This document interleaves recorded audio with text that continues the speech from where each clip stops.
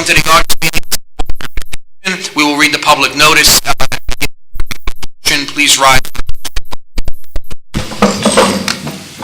I pledge allegiance to the flag of the United States of America and to the republic for which it stands, one nation, under God, indivisible, with liberty and justice for all. Ms. Hill, roll call, please. Mr. Balca? Here. Mrs. Bacco? Here. Mr. Bashada? Here. Mrs. Bloom? Here. Mrs. DePinto? Here. Mr. Esposito? Here. Mr. McAgnone? I am present. Mr. Walsh? Here. Mr. Sayak? Here. Session. So moved. By Mrs. Bloom, do I have a second? Second. By Mr. Esposito. Can you read the resolution, please?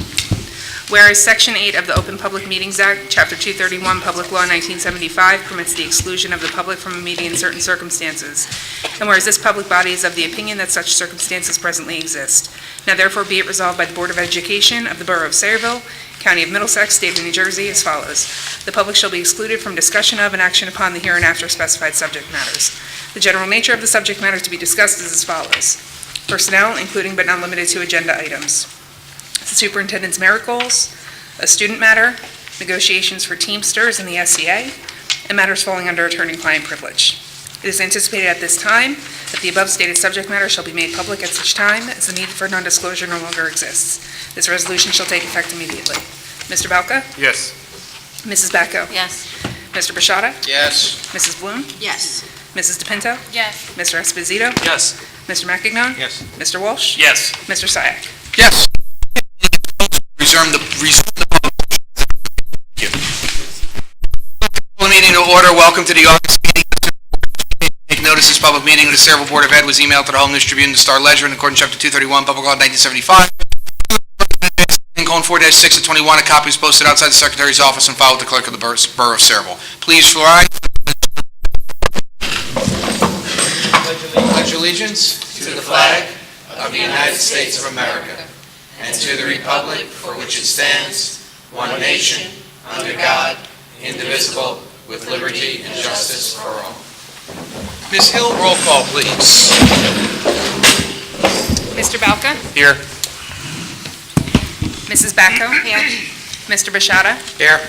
Mrs. Bloom? Here. Mrs. DePinto? Here. Mr. Esposito? Here. Mr. McAgnone? Present. Mr. Walsh? Here. And Mr. Sayak? Here. Executive session summary, please. Personnel, including but not limited to agenda items, the superintendent's merit goals, a student matter, negotiations for Teamsters and the SCA, and matters falling under attorney-client privilege. Okay, thank you very much. We will move on to our presentations. Buildings and Grounds Update Report. Dr. Labby? Mr. Sack, I see that our student council representative is here today. Maybe we want to give him an opportunity to say a few words before we go to our presentations. We can If I do might that. add. Thank you, guys. I hope you're all enjoying your summer. And no, I don't have really much to talk about since school is not in session right now. But I did want to get an opportunity to thank you guys, especially Mr. Sayak, for inviting me to the 2030 Vision Education Summit. I did invite a friend so far. We will fill out the Survey Monkey either tonight or tomorrow, and we just want to really provide some feedback and a voice in what you're trying to do. And I did want to get back to an unanswered question about the ROTC.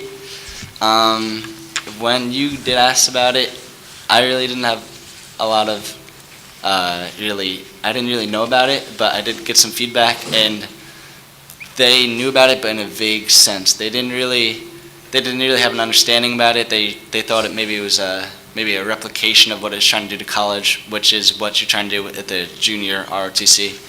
And I did some research, and the elective, I know it's a tool for maybe leadership and leadership, character, all those responsibilities and opportunities, but I think more people are visualizing it as a military tool, which maybe sometimes pushes some people away, but other times also engages people into it.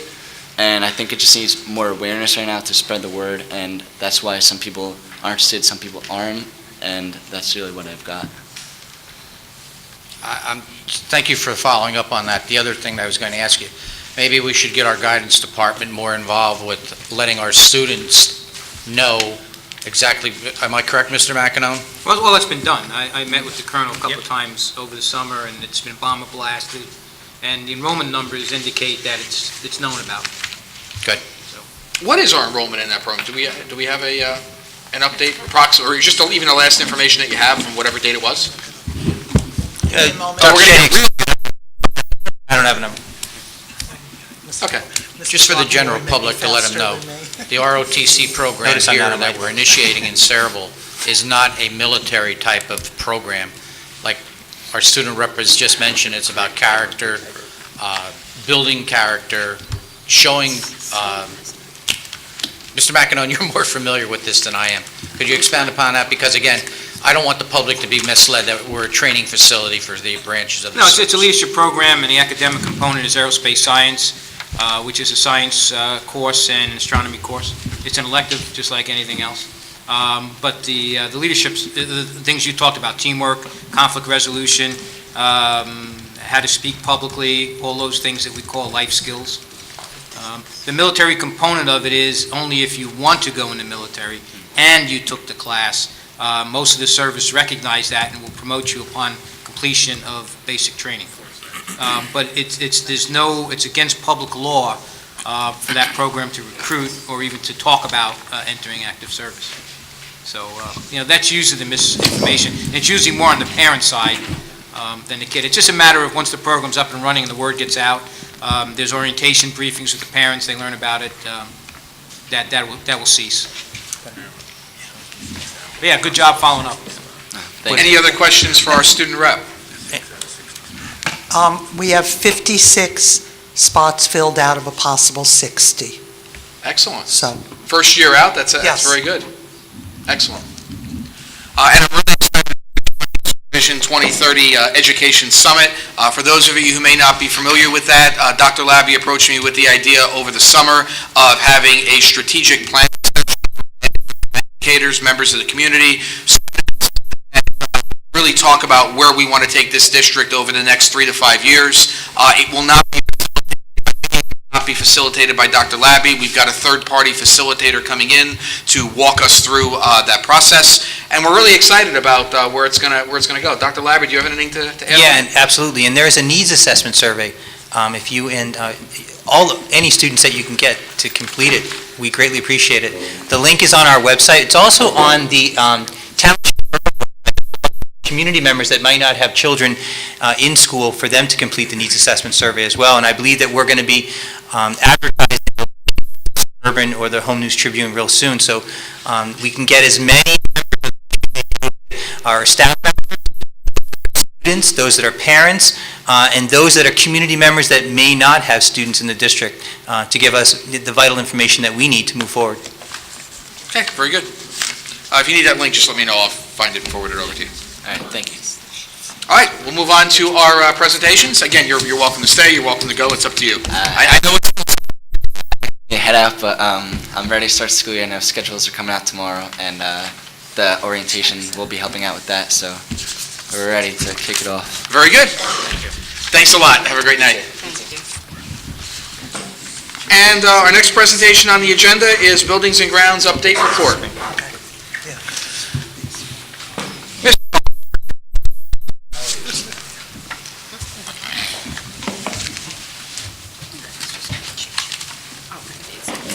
Here to discuss the summer projects that we were handed to us this summer. Wilson School, Elementary School, we had remodeling of the upstairs bathrooms, the boys and the girls room, remodeling of we started with the downstairs bathroom now. This is what the boys' bathroom upstairs looked like before we started. And currently, that's what it looks like now, all complete. It looks really good. I know the pictures are kind of tough to really see what it looks like, but all new tile, all new toilets, new partitions, we redid the walls, we got blue for the boys. The ceilings have been all redone, so. This is like flip or flop, right? Flip and flop? Home and Garden Network, yeah. Yeah. I love it. Now on to the girls. I like it, but the design That's what it stayed looked like different. upstairs before. Not very attractive. And as you can see, we've got, it's a very confined space. That's the sink and below. It's all redone, everything, same as the boys, ceilings, walls, all redone. And these are projects we did in-house, correct? Yes. Excellent. Maintenance staff did a beautiful job, they worked very hard. As long as, same with the custodial staff too there, they had to work around them to get all their schools done. Mike's here today, he can attest to that. He did a very good job helping out with everything. This is the boys downstairs, this is the current project that we're in. This was a lot more detailed with plumbing than we expected, but we're making very good strides. You'll see in this next photo. We started getting all the tile up, we revamped the back wall to get better airflow out of it. We're going to be putting in a new exhaust system, because the old one hasn't worked in years, now it will work. And I can go back. You'll see up top in that box, there used to be a water heater system, and it used to freeze all the time when we got cold because of, to the left is that old exhaust fan. So we took that all out, put in point demand for hot water. So now we have an operational the sink hot and cold. Truman partitions, I think this is something that everybody has been waiting for the past 10 to 15 years. We finally moved forward. This is what it looked like after we took down all the partitions. This is the A room. This is what it looks like. They started building some walls. You see the insulation for soundproofing, so you can't hear from classroom to classroom. They started getting, as we kept going, now we got the hallway right here. The top picture is the hallways. To the left is the hallway too, now that we have, which we never had before. There's your question. Okay, the doors, hallways, and this is another question that we took pictures of. The things we're waiting for now with the other move-in, which we're waiting for final inspection on our fire dampers, which should be done Thursday morning. And then it's a matter of just door handles and moving the furniture back in. And again, the custodial staff there worked beautifully around the schedule. As you can see in the bottom picture, we already started stripping and waxing all the floors. So that put us ahead.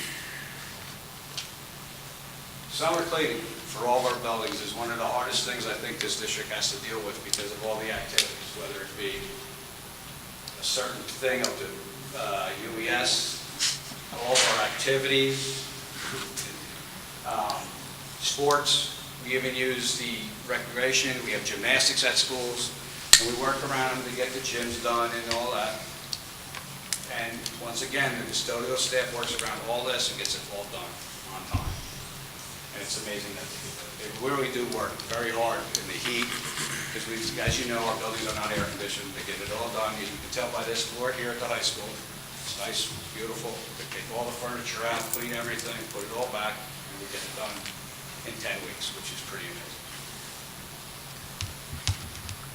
The extra stuff that we had, as you can see, there's the UES hallway, just to give you an idea.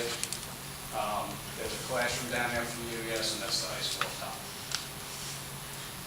The maintenance also, while they were doing the bathrooms, decided to get catched up on all the smart board installations. A lot of teachers were complaining that their smart boards haven't been mounted. So the bottom left one's a traditional one. The top right one is something new that we're getting into the district now. It's a flat top. Eric could actually speak more of it, cares to. But this is a project one that turned out that our maintenance staff could do pretty quick. And I believe, if I'm mistaken, Eric, it's a quarter of the cost. Yeah, less than that. Yeah, so hopefully we can move forward with getting them TVs put in for all those. That's it. Any questions? Any questions on facilities? Mr. Sayek, I'd just like to commend Mr. Coleman'sberger and his entire team. Please extend my gratitude and appreciation to all of them and let them know that they rock. Yes, they do. We're very fortunate with the crew that we do have, whether it be maintenance, grounds, Yep. and our stock. Thank you for your time. And the same, you guys really do a tremendous job, and I know that the summertime is the hardest portion of that job, next to 4 o'clock in the morning when it snows. So we really appreciate it.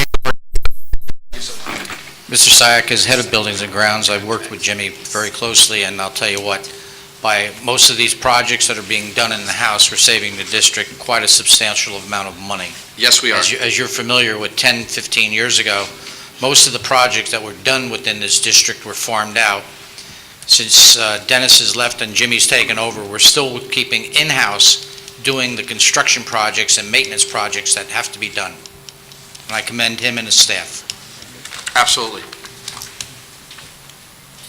Okay, Okay. our next presentation is a presentation that Mrs. Badami developed for you several months ago after we had a great visit from some of our parents that were targeting the Board of Education to look forward into maybe adopting hockey as one of our sports.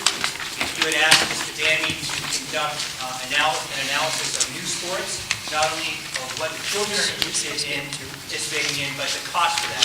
Board of Education members, I've provided you a copy of this presentation. There's a copy of the presentation. I'll go through this fast. But again, Mrs. Badami couldn't be here. As you know, she's in the middle of the fall season right now. She's spending countless hours here with Mr. Law, making sure that all of our coaches and all of our student athletes are being attended to. So I gladly will do the presentation for her, but she did prepare. First of all, she did a survey. About 380 students responded. As you can see, the breakdown in terms of grades, grade levels. We had kids from 6th through 12th grade participate in the survey. The majority of our kids that completed the survey were our 9th graders, and we had slightly more males than females that completed. She first of all asked them to tell us what they were participating in during the active seasons. As you can see, over 50% of our kids, or 50% of our students participate in some form of athletic fall. The numbers break down to cheerleading, cross country, field hockey, football, and as you can see, soccer is probably the sport where most of our students participate, but by a slight margin. Then we went into the winter season. As you can see here, again, about 50% of our students in grades 6 through 12 participate in an extracurricular activity, an athletic activity. And as you can see, basketball seems to be the more popular of the sports. However, you can see winter track is pretty popular with our students too. There's a typo up there. It should be the spring season. But as you can see here, in terms of what our kids are participating in during the spring, far more of our kids don't participate in a sport during the spring. And that's an important thing that I want to bring to your attention. As you can see here, close to 60% of our students do not participate in any type of athletic activity during the spring. But as you might know, baseball, softball, track, they seem to be pretty popular sporting activities during the spring. Dr. Labby, this is all based on the survey itself, correct? Have we correlated this data back to the numbers that we see? This is just based upon the survey. Okay, so we don't know if this many... I think it works out pretty well. I mean, I think Okay. we do, we look at our student participation. I think Mr. Brown has done that a number of different occasions. About 50% or more of our kids are participating in some form of extracurricular activity. It may Okay. not actually be a sporting activity, or an athletic activity, but about 50% of our students, particularly at the high school, are participating in some form of extracurricular activity. Okay. But yes, that's a good clarification point. This is based upon the 380 students that participated in this survey study. Got it. As you can see, we asked the students what sports would they be, what new sports would they be interested in, or would they want to participate in the current sports. And as you can see, a little bit more than 30% said they would not be interested in participating in a sport in the fall. More than that, close to 40 said that they would be interested in participating in the same sports. But a good thing to point out there is over 20% of those kids that are participating in a sport said, you know what, over 20% of the kids said either A, if I'm not participating in a sport, I would participate in volleyball, or B, I would change my sport to volleyball. So as you can see there, there is some interest in the sport of volleyball in the fall, slightly over, close to 30%. What is the number there? 23%. And again, that is switching their sport or playing a sport when they weren't really going to play a sport anyway in the fall. In terms of the winter, again, there are still some kids that say, you know what, athletics aren't for me, and that was about close to 50% of those kids, 45% of those kids. 33% said they would stay in the same sport or athletic activity. However, almost 21% said that they would either play hockey if they weren't participating in an athletic activity or change their current athletic activity to play hockey. We looked at the spring, and in the spring, again, you can see volleyball is there, but another sport kind of steals the thunder away from volleyball, and that's lacrosse. Again, about 29%, so look, think about that before. 60% said they don't participate in a sport in the spring. Half of those people said now, with the addition of these new types, with the addition of lacrosse or volleyball, that they would then participate in a sport. So 25% said, you know what? I would participate in lacrosse. Another 13% said they would participate in volleyball. So volleyball was a little bit more popular in the fall than it was in the spring, but lacrosse was surprisingly very popular with our students in the spring.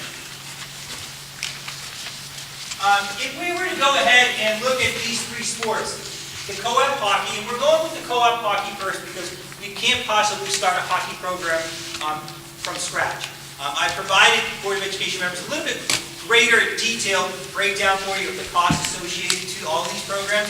But essentially, if we were to start a co-op program in hockey, it would cost us about $25,000 to start it up.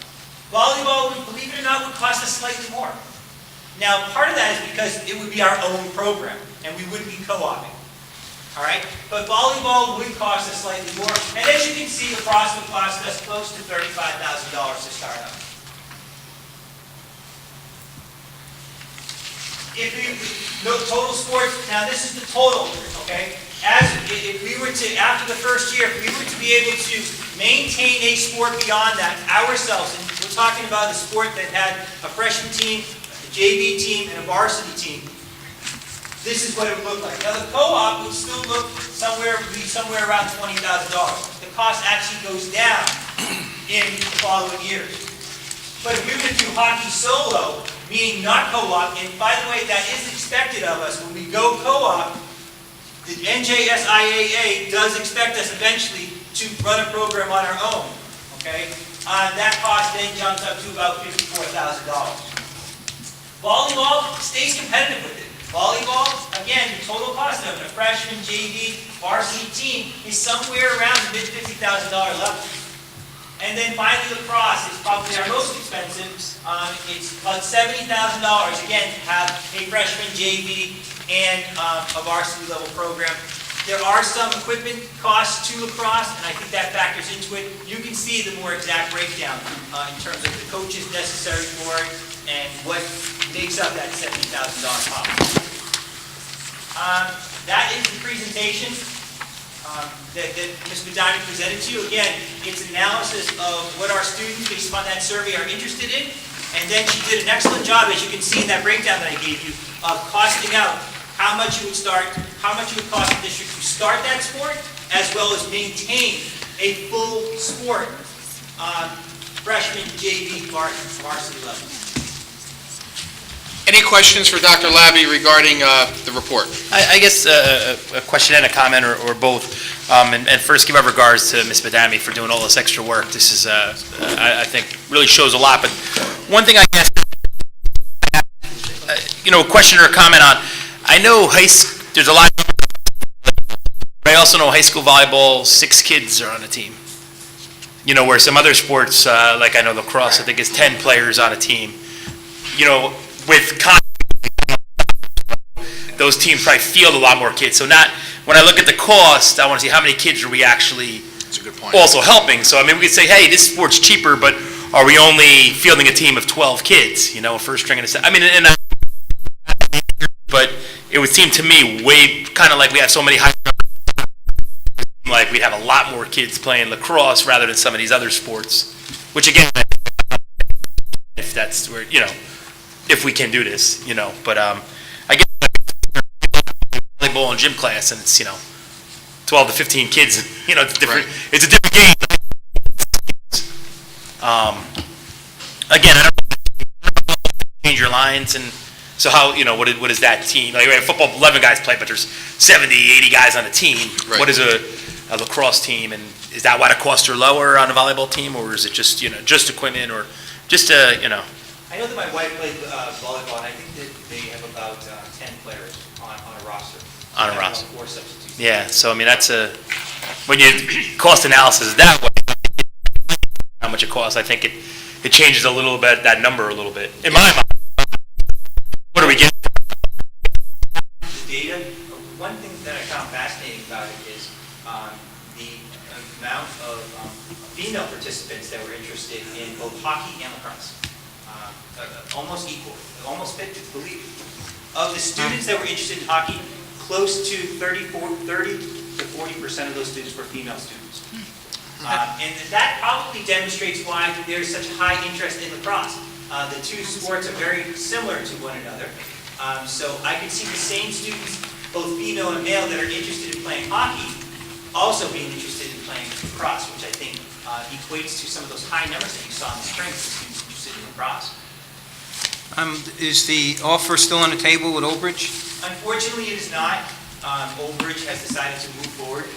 However, the offer is potentially still on the table for the 2018-19 school year. Why did they move forward? Did we delay giving them an answer? I think that they felt that they needed to press on.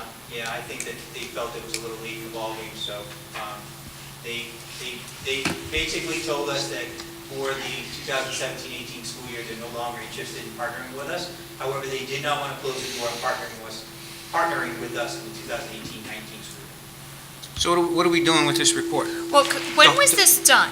When was this survey done? I believe the survey was sent out to the kids somewhere like 2 to 3 weeks ago. How was it sent to the kids? Email, we got, we sent it to parents. We got one of those last things. Yeah, I got it. Did you get it? You know, survey ones. Oh, you don't like maybe, but I got it for Connor. Should have got it. Mr. Exotic, the whole reason we did this survey and did the work was because it was requested of us to look into ice hockey. And we were told by the parents that came to that meeting that they could generate 20 kids interested. We do a survey and we got 79. So what are we doing? Well, if you're talking to Mr. Sayak, or you're asking me? Well, I'm just, I mean, my recommendation. I'm talking out loud. My recommendation to you right now, based upon this data, is that we strongly consider including both hockey and lacrosse as athletic programs. Dr. Labby, do we have any idea, the startup cost for lacrosse is really high, right, with the equipment and the uniforms? Do you have any idea what that 70,000 comes down to after year one? Because you buy uniforms every about 5 years? Yeah, I mean, if you look at 70,000, it's because you're talking about having a freshman JV and Sure. varsity program. Sure, all the sticks And and you can nets see and when she whatever. breaks it down to you, it's about $20,000 for each program. And think about the number of kids that participate. Yeah. They put 11 people out on the field, I believe, correct, Mr. Walsh? Yeah.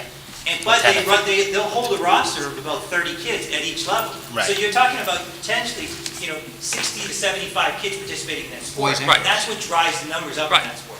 Okay, so do you think that would maintain at 70 per year, or it would go down after the initial cost of I the uniforms? think about $20,000 for each level sounds about right. So about 10,000 would be, Yeah, to it would maintain. probably go down a little bit, but I think that, I believe that Ms. Madami probably wanted to be on the higher end than the shorter end when it comes to budgeting sense. She didn't want Sure. to mislead you to think it Sure. would be less expensive, so I wouldn't doubt if she probably went to the higher end of some of these costs than the lower end. do we have any idea if we buy the equipment, or do they, we provide the equipment for every sport, so I presume it would be a one-time cost. It might even be higher than the 70 to start up the lacrosse program. Helmets, sticks. But I think, Well, not really.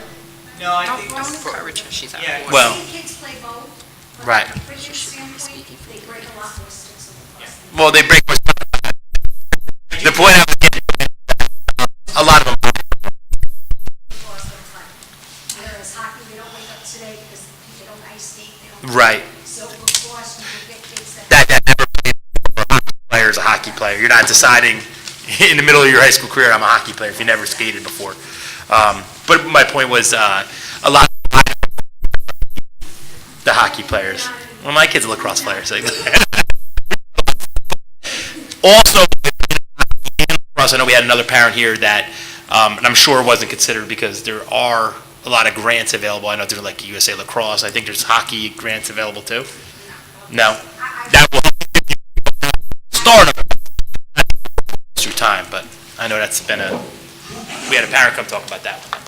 I mean, based upon the survey data, I think the survey data demonstrates that we have a high number of students interested in lacrosse. It also reflects the same thing with hockey. We also have a very passionate group of students for hockey. There are no other groups coming out lobbying for you to have a particular sporting activity. The hockey students are, and their parents are, which is reflected in that survey as well. But I will say, to give credit where credit is due, I think there's a large number of students that are interested in hockey. I mean, in lacrosse too, particularly in a sports season in which not a lot of our kids demonstrate they participate. So when you've got 60% of students not participating in an athletic activity during the spring, and then all of a sudden that changes to 30% when you include lacrosse and volleyball, I think that demonstrates that our kids are looking to do something in the spring, but they just may not be happy with the athletic activities that are presented. And you have a lot of the same kids not going from hockey. That's my point that I was making earlier.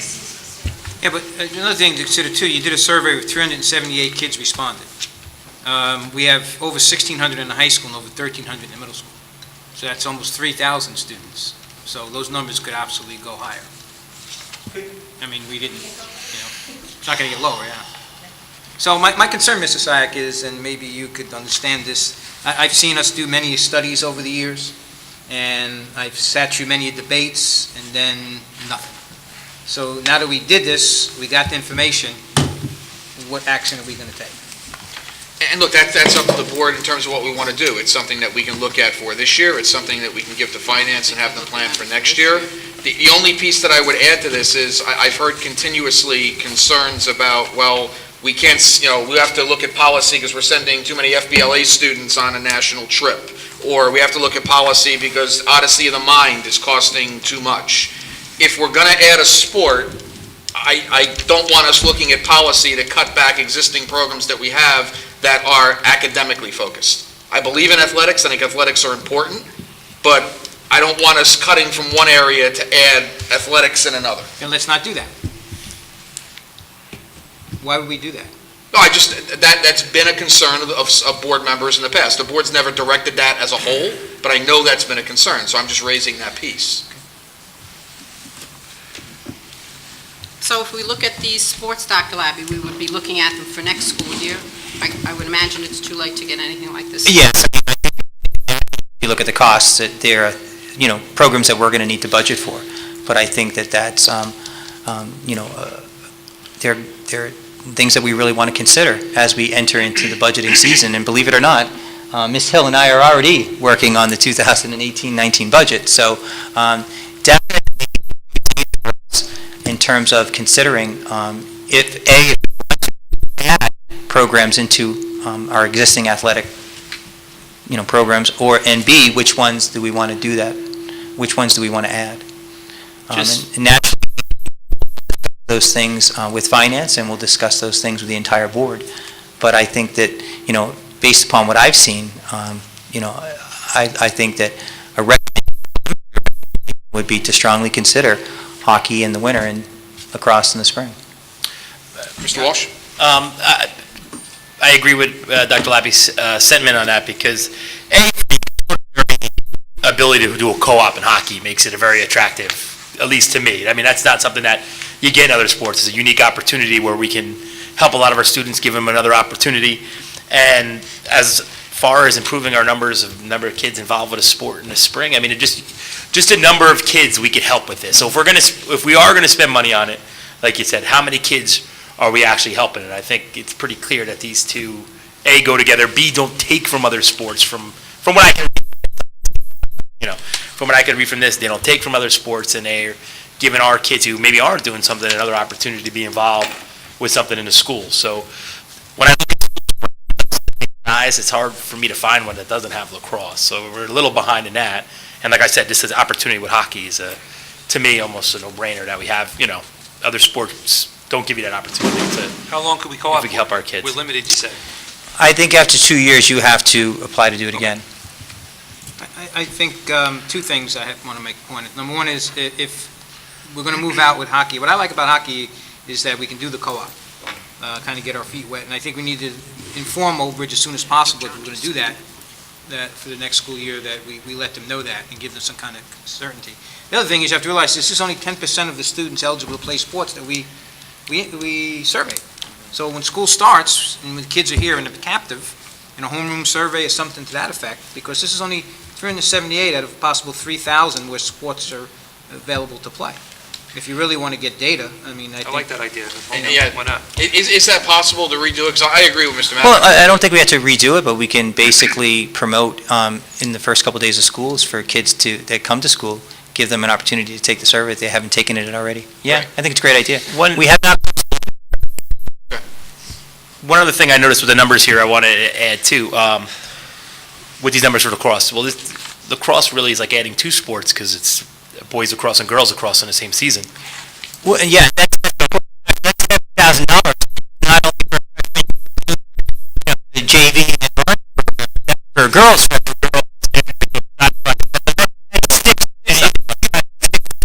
Did I miss, did we break it down by how many? That's a lot. Not broken down. A girls' team and a boys' team together is broken down for you in the spreadsheet that I gave you, Yeah, I that saw accompanies that. that.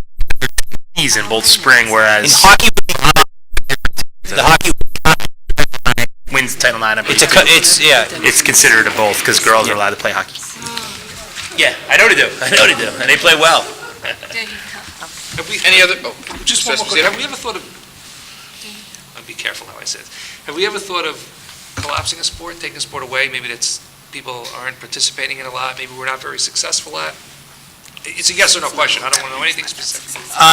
no, I've never, We have no discussions have been made. I don't, I've been superintendent about collapsing any sport. it was considered about 18 years ago. 18? About 18 years ago.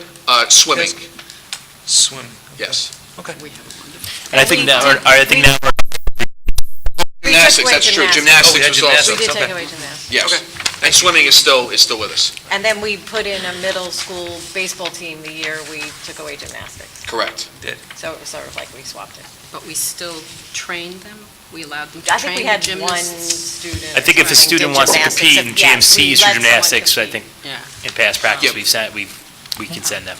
Most of the time over the last 20 years, we've been basically building out the breadth of our existing programs. There used to be only a JV and a varsity program. Right. And then for about 5 to 7 years in the mid-90s, we bounced between having a freshman team, and then they wanted a 7th and 8th grade for each sport, and we couldn't afford that, so we got rid of the freshman team and put in the 7th and 8th. And then about 4 or 5 years later, the parents came back and said, well, you've got 7th and 8th, you've got JV and varsity, there's a gap, we need freshmen, and Gotcha. that's how we got the freshmen across the board for all the sports. Understood.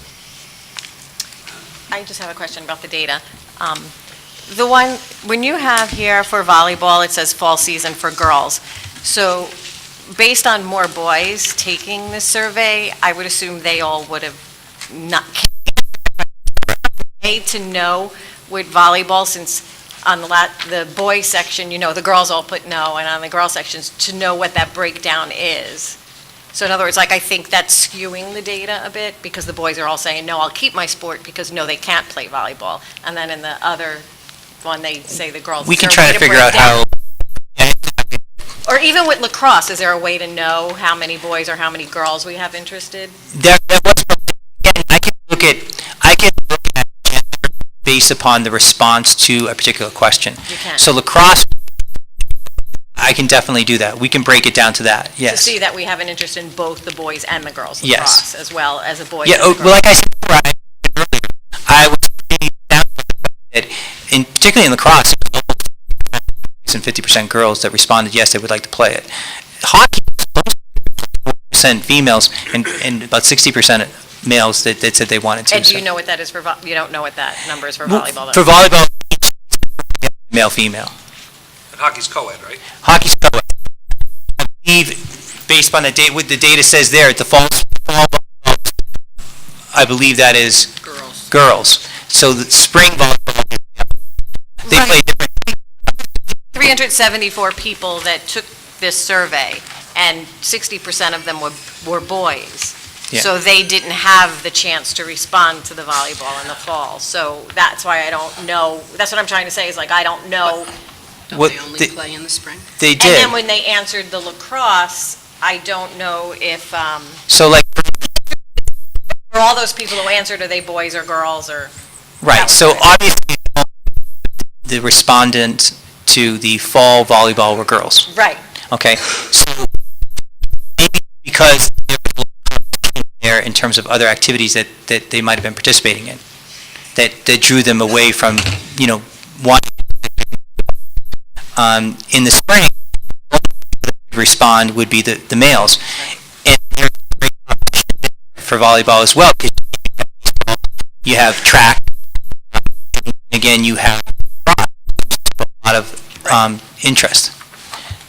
But I could break down the number of females that were interested in lacrosse, as well as the number of females that were interested in hockey, and, and go from We do there. that for the new survey. We do. Yeah, like if you, I'm Yeah. just saying for the next. All that survey is available, again, I can break it down in ways. I'm trying to keep the survey as concise and as succinct as I possibly can. Well, the way you word the questions, if a boy skip question 4, go to question 5, whatever.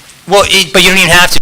It tracks them. So the female respondents are tracking every question. They So are. I break every question to male, female. I just didn't break it down and present the data for you in that way because I'm trying to be as succinct as possible as ABC in my presentation. Very good. But to get back, we're doing another survey if we can get a clear answer, but let's not just do it to muddy the waters. If we're serious, we're either interested in spending money on, giving more athletics for kids, or we're not. And I'm not saying one way is wrong or the other. If your opinion is, we don't have that money, or it's not a worthwhile investment, that's your opinion, and it's okay. Something that we should be looking to add for our kids. That's just my opinion. I agree. But I think okay to do some more study, but let's not turn it into calculus. And the research is overwhelming in terms of the success of students that participate in something outside of the classroom. The more we can engage these kids in school activities, we know, the research strongly suggests that they're going to perform very, very well. They're going to graduate. They're going to go to college. The outcomes are far greater from those kids that don't involve themselves or don't engage themselves in school after that. That could be an extra or activity, but also could be a sporting activity like this. And again, if we're probing the interests of our kids and it gets more kids doing something after in the school program, the school culture, I think that only benefits our total school program. Just I could ask you to ask the board if anybody opposes, if the data is available to initiate this? Yeah, I got this in two parts. First of all, what do you mean, initiate a survey or initiate No, budgeting for? Budgeting for the sports if the data is there, which it's here now. Is anyone opposed to planning for this for 18-19? Okay, you have your direction then. Exciting. That'll be part of our budget All right. discussions for Good stuff. 18-19, which are going to begin very shortly. Mr. will have that. Okay. A lot of happy kids. All right, that concludes our presentations. Under correspondence, we have our monthly technology and maintenance work order reports. Approval of minutes. Can I have a motion to approve the minutes of the July 18th meeting? So moved. By Mrs. Bloom, do I have a second? Second. By Mr. Walsh. Any comments on the minutes? Mr. Syak, Yes. I made a mistake when I voted last time, at the last meeting about the full-time tech people. I'd like to have it noted that I will change my vote to hire those two full-time tech people. Can I make that adjustment? I can't do that. It's too late? Well, just let Well, the you record... you could have the records of this meeting note Right. that it was an error, and Correct. we can record your I can- comments in yes. this meeting. But they were hired, but I did not vote for them, and I made a mistake, and I want it noted that I did make a mistake, and I'm correcting it. All right, so if we can just note that in the minutes of this current meeting, Right, I can't actually make a correction, but I can notate that. right, this way it's there for the wanted to vote record that it was yes, just an error, and That's fine. got it. Any other? Okay, I will be abstaining since I was not here. Ms. Hill, roll call? Mr. Balca? Yes. Mrs. Bacco? Yes. Mr. Bishada? Yes, Mrs. Bloom? Yes. Mrs. DePinto? Yes. Mr. Esposito? Yes. Mr. McAdoo? Yes. Mr. Walsh? Yes. And Mr. Syak is abstaining. Correct. Okay, before we go to the superintendent's report, I know that there was some discussion at the last meeting that I was not at regarding the additional equalization aid that we received, and the finance since then, and I just want to go through this listing, 'cause I know some of these items are reflected in the agenda that we're voting on tonight, and I just want to make sure that the board is bought into all of these current allocations. Mr. Syek, I'd also like to note that the Personnel Committee discussed the equalization aid as well. As well. Got it. So the first one, the art teacher at the Samsel Upper Elementary School, I'm assuming that's for increasing enrollment? Correct. Anyone on the board have any comments or questions on that one? Problems, issues? Okay, so we're good to go there. The Chromebooks, language arts, curriculum supplies, that's the lease purchase that is on the agenda? Dr. Labby? That's for additional Chromebooks. That's on top of what's on the agenda? Yes. Okay, What was your original amount that you had requested from us? It was lower than this, wasn't it? It wasn't 170 at the last meeting, was it?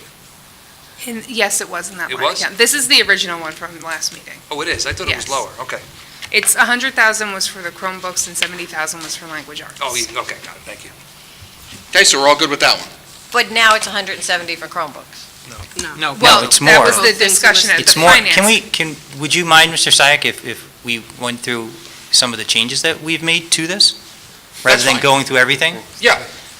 So basically, during our Finance Committee meeting, and anybody from Finance, if they want to jump in, or if Ms. Hill wants to jump in as well, or Mr. Glock-Malloy, who was there too, we decided allocated for additional K-1 language arts literacy supplies, to move that all toward Chromebooks or other devices, student devices. Okay? We also decided 2 supervisor positions there. I believe it's noted as a science supervisor and a related arts supervisor, that those positions be, for this year, be changed. We take $110,000 from that and use that the 3 main. So we were going, and we decided that we would just purchase them outright with those funds. And that would save us $6,000 if we did that, because the lease purchase would cost us an additional $6,000. Outside of that, it would be $80,000 in those 2 supervisor salaries. We decided that we would keep those salaries in place for now. At a later time, if they would be appropriate for additional use, maybe to purchase more Chromebooks if necessary. Outside of that, everything on this list remained intact. Okay, Mr. Esposito? Yeah, if I may. So with the lease, the vehicle leases, we're saving 6,000 over how many years are we saving this? And what was 3. our cash expenditure to save the 6? Like how much cash did we lay out? 110. 110,000 to save 6 over how many years? 3. So what was the interest rate we were getting charged, about 2? Well, we didn't actually go out for quotes for the interest rates because it was decided to purchase it in-house, but, Historically, what would we?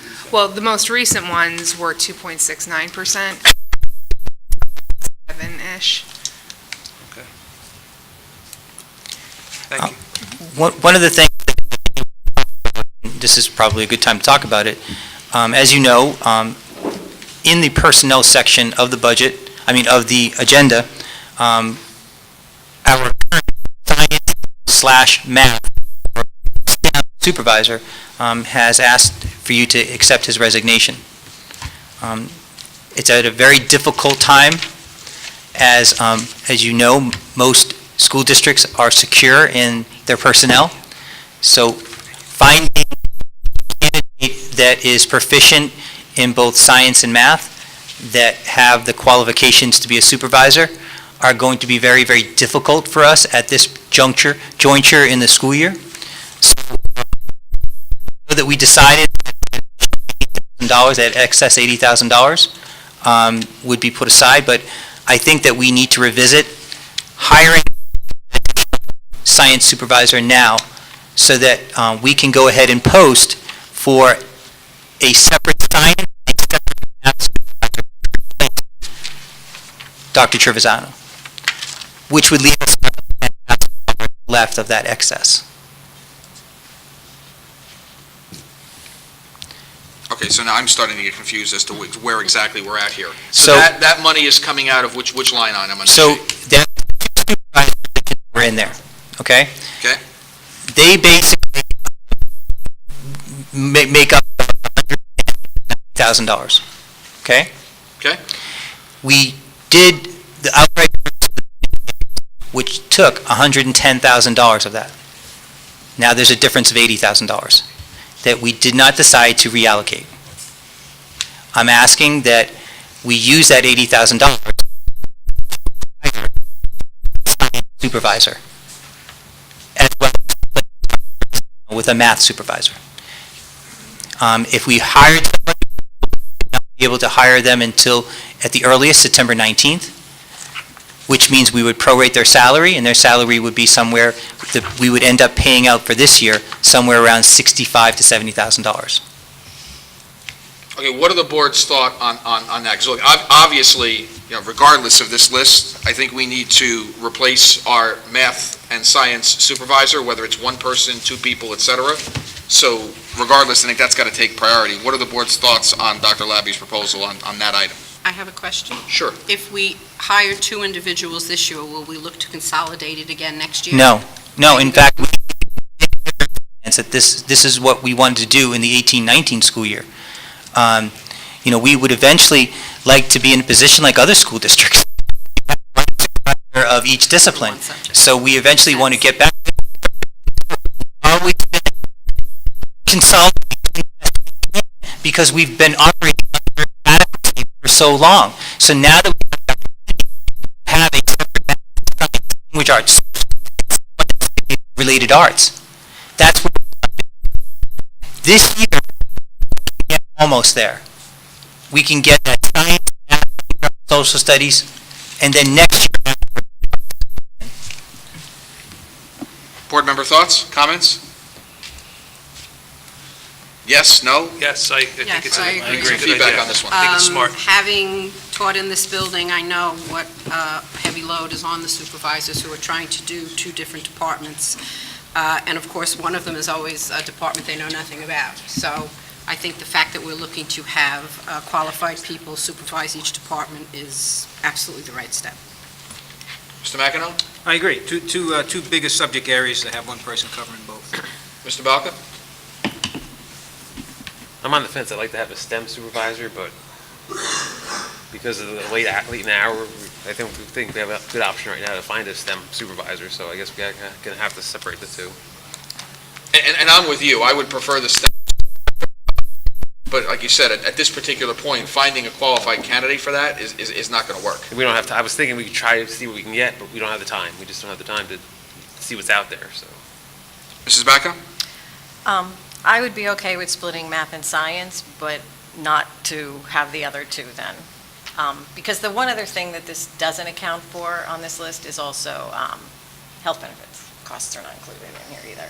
So you have to realize that that's going to hit you in the budget too as well, and for next year. When you say health benefits for the new hires or health benefit? Well, because these are all new positions. For the additional positions. So the health benefit costs still would have to be on top of this too. Were they factored in for the salaries, the numbers that we're talking, or no? Would they be? No, they weren't factored in. All right, so they would be incremental. What's a benefits package cost? It depends on which plan they elect, but it could be around $30,000, but we did have the savings in the current year for what our renewals were. Correct. Oh, actually not renewals, because we switched insurance companies, which is Okay. why I did not factor it into this, because I knew we had the money in the health benefits line for that. Okay. Mrs. DePinto? I'm okay with splitting the two. Mr. I Walsh? agree with splitting the two. And Mr. Bashada? I have no problem, but see, there's other things that, there are proposals in here also. It's taking the social studies, getting a supervisor for that, and getting an arts supervisor for that. The only way that I would agree to this is if we keep one title of social studies and arts under it, and then you could go with your difference of math and science, instead of splitting, every department's going to have their own supervisor. As they should. Most districts do. Well, And once right again, if now you get a it's- social right now it's a studies a expert, question he's of not an art economics. expert. It's a question of economics right now. Well, I understand that, but if we're moving forward, we do it in pieces. And the economics that's are what changing. Dr. Labby's Budgeted trying for to next do. year. Yep. Right now, this is money that we received from the state, and we're going to appropriate it. But if we're going to keep on adding more, then we're going to have to put that into the budget for 2018 and 19. I have no problem splitting the supervisor for math and the supervisor for science. I have no problem, but I don't want to keep on creating supervisory jobs, such as, again, the person's name is here, Mr. Gentile. I believe he handles both the arts and the social studies right now. And I mean, let that continue instead of splitting that job. Because that was a future presentation that was presented to the Finance Committee. The only piece I'm missing, and maybe Dr. Labby, you mentioned it, I don't see an arts supervisor on this list. No, it's not now.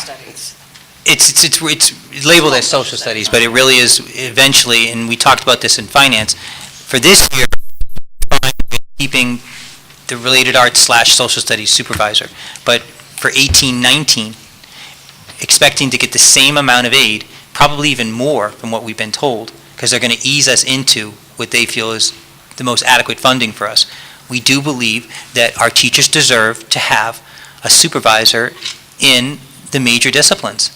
And believe me, asking one person to oversee all of the related arts, asking a lot. I think you should have one person dedicated to social studies and one person dedicated to all of our arts. Throughout related arts supervisor, I think they deserve to have someone supporting them in that capacity. We've never been able to because we didn't have the funds. We were making, wine out of water. I mean, we were doing everything we could. But now we're still 17 million. We need to start doing more. We're in a beginning to make progress. We're making good progress. We've made some changes. Now we we do. But by having people do 4 or 5 different jobs, they can't possibly do. Getting people to do 1 or 2 jobs, we can get better. And I think that's the direction we're heading in. So what I hear you saying is the social studies supervisor really is arts, and that's basically a placeholder. That will be filled the following budget year? Correct. Gotcha. Mr. McEnroe. Speaking of the 2030 vision that we've been talking about over the last 5 or 6 years, a piece of that was developing these academies, STEM Academy, Arts Academy. I think the first step in having those academies is having a dedicated supervisor for that. And I think that kind of falls in line with that thought that we had the discussion, at least in the curriculum committee that we've done.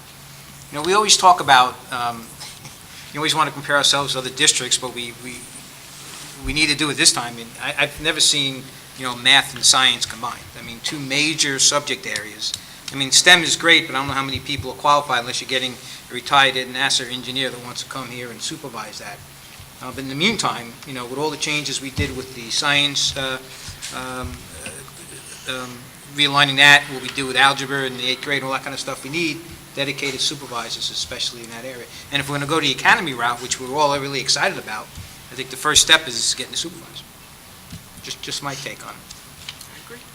Okay, so that money then this year would end up basically going towards tax relief because it'll fall into free balance. I don't know if it'll fall into free balance, but, we're going to keep it where it needs to be. Well, it's only 10,000 left. It's only 10,000, so if we need to reallocate that money, we can reallocate that money. How much is the K-1 literacy program? Could we possibly bring that back with the 10? I don't know how much it costs. 70? Is it? Okay. We could definitely talk about that too. I mean, yeah. I didn't realize it was 70,000, so it won't cover it. Okay. Yeah. I mean, we budgeted for the K-1 literacy program, but, in discussions with Dr. Shediak about, what else could we do with that program, she did come up with those funds there that we could go ahead and do more with our kids with. But we did talk about the importance of having more devices for our students, particularly in the fact that there's that end of life clause now with our Chromebooks. So that was something that weighed on all of our minds, that end of life. What is going to happen? We purchased 5 years ago. End of life. We're not quite sure what's going to happen. But we wanted to make sure that we continue to purchase more Chromebooks just in case when and somehow not useful for us, we have other Chromebooks that we can utilize. All right, so we definitely need to get an updated version of this list to the board. Is there anything else on this list that people have questions or concerns about? I just have a question. What is a time clock software? The time clock software was basically a software item that we had cut out of the original 17-18 budget process. It is a system that integrates with our personnel payroll substitute system to basically digitally track all of our sign-in, sign-out, our time card processes. It also is useful for security and emergency management, as it gives automated emergency lists of staff that are or are not in a building at any given time. You have a lockdown, you have a fire drill, anything of that nature. So it's a multifaceted system that will basically take our current paper-based sign-in and time card system and move it into the 21st century. I mean, think about it. We're still doing time cards. And when you do time cards, you affect efficiency and accuracy. If we can be more accurate, which we pay our employees, we talk all the time about staff. And being in the year, 2017, using time cards is, something that we need to, we need to look at. And I think that the software is going to move us forward in the direction that we need to go in terms of being a more efficient and accurate. Swipe card, Eric, or no? In fact, it will. Okay. So it will swipe panel that the teachers swipe into the doors. However, it will use their same swipe card. So once they go in, there will be a swipe station within the building that they'll swipe. It'll click that they're here. They'll swipe it on the way out. They'll click that they're here. Ultimately, for larger buildings, we could also put in more than one station. Excellent. Will it work with the new GL budget software we're getting it? Yes. It will, okay. And it integrates with our substitute software. It integrates with a number of other systems in the district already. And speaking of software, as you can see there, that we're allocating money for our new student information software system. And that's, one of the things that scares us most about going to a new student information software is training everybody on. It takes about a year to get all the data into a new student software system. So in essence, when you purchase a student software the following year, but now using those funds to purchase that software system now, it gives us this year to get all the data in, but more importantly, this year to train our teachers so that they're very, very comfortable with the software system prior to the 2018-19 school year. During our finance committee meetings last year, when we had discussed new student information systems, we had actually talked about potential for the 18-19 school year of having to dual budget for a student information system for a single year. So basically pay for both the one that we have been using as well as a new one. So this gives us the opportunity to basically take that dual year now and start moving on that project. Any other questions on this list, or issues, concerns? I just have a question. The time clock, you said it's only for staff for swipe, and then you'll know where people are for security. Is there any mechanism for students? Do we have a security system for students to know who's in the building? Could this be expanded to students? So at the moment, our student tracking metric is done through our student information system, through attendance tracking. It's not something we've explored as far as doing swipe in, swipe out procedures for students. There are some districts that do that, but not many. Mostly attendance of students is tracked through teacher attendance through the student information system. Would the new Hall Pass visitor software management software we could assist us with that? We could utilize that. We would have to look at changing what we currently use for student identification to go to something similar to what staff use with swipe panels and swipe cards of that sort. Our current student IDs in the schools that use them are just paper plastic identifications. So with some of the systems that we are bringing online this year, we have the option to explore that as a future possibility. I like that. I mean, if they could swipe in at homeroom, okay? I don't know how much time the secretaries spend doing attendance, but it would free them up, because you just would go into a report and we print it But out. they'd still have to swipe in each period. Yeah, well, I mean, they'd still have to Yeah, take just- attendance in You each have to period. track them. But Oh, it no, would be it's good not to know if they're in the building. So the right. swiping in the building, but they'd still need to take attendance at the per class. And that's done by the teachers at the start of a class. Okay. Being a former teacher, that's a minute and a half process in most classes, maybe 2 minutes in a large class. PE classes may take slightly longer. but Gotcha, okay. It's a relatively simple, And you quick have to check process. them each Most period. teachers do it as students are walking in the door. Right, makes sense. And Okay. is that in the system immediately, or is it something they submit to someone later is it input into the system by the teacher? Yes, It's in there. put it Yes. right into our That's real-time attendance. data. As soon as Right the on the teachers computer. put it in, It's real-time. it's That's in. fine, and it's automated, Yeah. basically, semi-automated. It's automated by teacher entry as Right, that's opposed fine. to a That's- student swiping a panel going in. Any other questions on this list? Concerns? Is it fair to say that the only concerns on this list are 2 board members have concerns with an art supervisor? I also have a concern with another director on here. Which director? Because, most of this money, 70-some% of this money, which concerns me, is all going into personnel, which is all related costs, and then it doesn't include the healthcare, which we'll have to pick up next year. But you had said, and I don't know if it was definitive at the last meeting, is this $1 million always going to be added to, is every year, have we got a confirmation that this million is going to come back again next year? We've been informally told that not only should we expect the same amount of aid, and that they won't call it equalization aid, they'll just lump it in with our aid, Will. but we can expect more. Next year? Because they're going to gradually increase this for us. And if you look at how other districts have gone ahead and utilized their funds, they're doing the same thing. Okay, so you have a concern about the HR position? Yes, another director position, whatever you want to call it. It's HRPD. Okay, and then the arts position. Other than that, and you have the concern as well? Yeah, same concern with the, Okay, and okay. All right, so then we'll note for the minutes that Mr. Balco, Mrs. Batko, and Mr. Bashada are opposed to the HR position. And the arts was Mr. Bashada and Mr. Balco? Did I get that right? And me. And you, and the same three? Well, just I'm not specific to which supervisor, I just don't want 3. You just don't want 3? So I'm you, okay, if you want to split math and science, then I would like the other one to go. Got it. All right, so we can note that in the minutes as well. And then Dr. Labby will revise this list?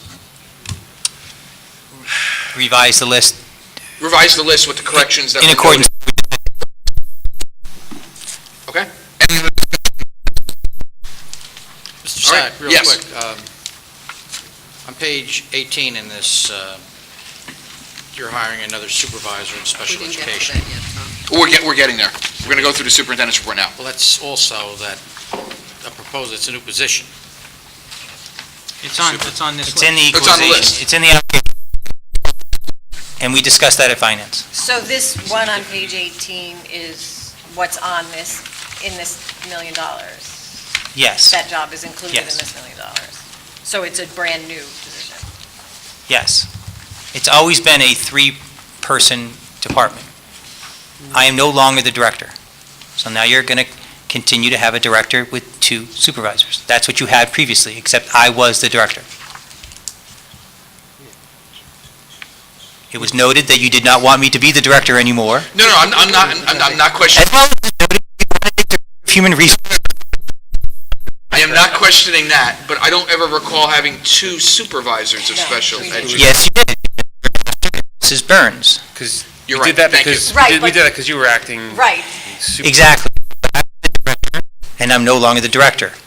right. It was the additional supervisor. So you're going to have a director and a supervisor now, because you're losing your Prior to director. Dr. Prior Labby, to we Dr. had a Labby, we had a director and one supervisor and director.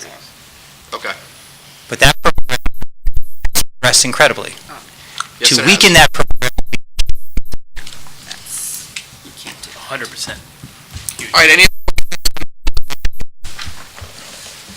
right, then Dr. Labby will proceed with your superintendent's report. We haven't done it yet. And I will, And ladies and gentlemen, I apologize for the journey, but it takes us 5 months to develop a budget, so when we get to it takes us exactly where it should be best allocated. and as I promised, I'm going to be very fast, and I only have 2 items of importance to mention to you, although all of these items on finance are important, but I'm going to highlight to you items number 20 and 21, but I do want to note that we're asking you to make a friendly amendment here on item number 21. Can you please scratch out 844 GB ROM? Gigs of RAM. I think that's some kind of demigod, right? RAM? No, it's a small All right. sheep. For 84 HP streams, right? Okay. So you're going to scratch out GB RAM, and you're going to replace that with 84 HP streams. Correct. I really know what he's talking about. I want to promise you this. Same price? Same price. Same price. And Eric, what exactly is that? Because I know what a gigabyte of RAM is, I don't know. So I think that was just a translation typo when it went into the board report. So those 84 streams have 4 gigs of RAM in them. Ah, So I think it was just which line was copied when So it it's went into the board. 80 Streams, which are basically the Microsoft equivalent of a Chromebook. I'm with you now. Is that the Los Angeles Rams? Bits of RAM. Yes. Who's biting the RAM? Next. I'm with you now. Okay, so we're asking you to approve the lease purchase of those Chromebooks with the additional software noted with that friendly amendment in 14 carts. Numbers 23 through 25, we're asking to approve 2 buses and the 3 maintenance vehicles, and you can find that on page 6. Those are the major items on finance and infrastructure. Any questions, comments about finance and infrastructure? I just had a question, I'm sorry. Number 30, which says, "The superintendent recommends the Somos Board of Education to award the cleaning contract for this, for the school year, and the bid is from a food services company?" Cleaning I supplies. got a little confused there. It's cleaning supplies, I think. Yeah, Cleaning supplies, but they're a cleaning food service supplies. company? yes. Yeah. Oh, You can buy them and shop. Lowest They're bidder. they're specific for food service okay. items. Oh, to clean food services? Right. Kitchen. Thank you. I just have a question. For 14, there was an increase to the contract from 25 to 85. Do you know why? Just to make sure that we have encumbered the correct amount of funds. As told on several different occasions, the demographics in Sayreville are changing. We have a very high percentage of students that are moving into Sayreville that are Arabic. Sometimes children require special services and need to be evaluated. They're eligible for special services. If a child is Arabic, they need to be evaluated in that language. And due to the increase in the number of students that we are actually evaluating that speak Arabic as their native language, we're asking with this service in order to account for the higher volume of Arabic students being evaluated.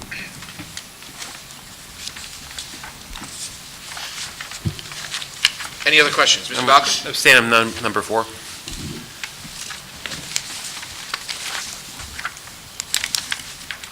Anything else? Okay, moving along to student achievement. We're at numbers 1 through 2 on page 7. We're asking to approve curriculum for the 2017-18 school year, as well as textbooks and other supplementary supplies that we might need to go ahead and implement that curriculum. Also, we're asking you to approve a revised forensic science curriculum in grades 9 through 12.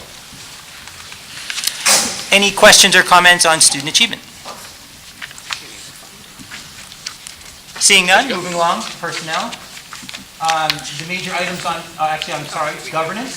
The major items on governance, we're asking you to approve 2 job descriptions. The Human Resources, Director of Human Resources and Professional Development, and the revised Treasurer of School Monies.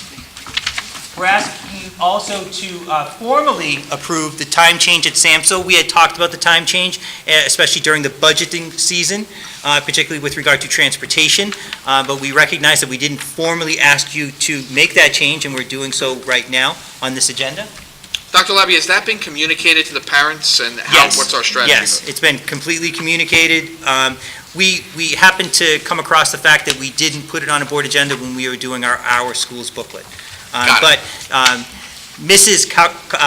Coglianese, formerly Ms. Marr, has done a wonderful job of publicizing that to all of the parents that are in SAMHSA or will be going into SAMHSA this year. Got it. And finally, number 5, we're asking you to give me the authorization to go ahead and appoint staff necessary for the opening of schools. As you know, this will be the last board meeting before the opening of schools, and we still have about 15 vacancies that we need to fill. So this is a very important motion for you to approve for us. So you give me the authorization to approve personnel for those outstanding vacant positions. Any questions on governance? Dr. Labby, the 2:45, how is that in relation to the middle school time? The middle school begins their day at 8:15, and they end at 2:45. So they actually have their day is 15 minutes longer. So the buses will be picking up from both schools at the same Yeah, time? that's our tier 2. That's the tier 2. As you all know, now we have 3 tiers of busing. The high school is tier 1. Middle school and SAMHSA will now be tier 2, except that the middle school students will go a little bit later. They'll go at 8:30 rather than 8:15. And then tier 3 will be our K-3 elementary schools. And actually, we actually have a 10-minute delay after that for our preschool program. Any questions, comments on governance? So I'm assuming we have enough buses to do both routes at the same time, I assume. Yeah, we're all yeah. set. Yep. This is what was able to eliminate a lot of those single routes. I just didn't think we'd have enough buses to do middle school and UES at the same time. That's, Well, I mean, this past year, we had 50-some routes for just the elementaries. okay, So taking- we're able to now move some of the elementary to the SAMHSA. If you can remember, the key was to get rid of those single routes, Yeah, and we've gotten rid of Yeah, many of we them. got down to 9 single routes. 9 single routes. From what number? Oh, gosh, it's so long ago now, but I feel like it was That's awesome. 29. Good job. Yeah. Excellent. Moving along to personnel, we talked about it a little bit earlier. We're asking you to accept the resignation of Dr. Trevisano. Just like to say, I wish Dr. Trevisano well in his future endeavors, and I just do want to commend and thank him for the impact and the progress that he's effectuated here in Sayreville while he was here. As you know, we've made some curriculum and continuum changes in both math and science, and he worked very closely with Dr. Shediak to effectuate those changes, so I'd like to thank him for those things. We are, as you know, as you can see, we are hiring a great deal of both certificated and non-certificated staff, some of which are here today. We're very, very happy with the amazing individuals and professionals that we're asking you to appoint for hire on this agenda, as well as in previous agendas. I've reported to you before, we had close to about 109 vacancies beginning after the budget season, and we've come close to filling all of them, and with some outstanding professionals that I'm very proud to stand with and represent the school district with. But we do have some very special people in the audience today. Mrs. Obrick is here. We're asking you to appoint her as the Supervisor of Professional Development. I think she's here. Mrs. Obrick, could you give us a wave?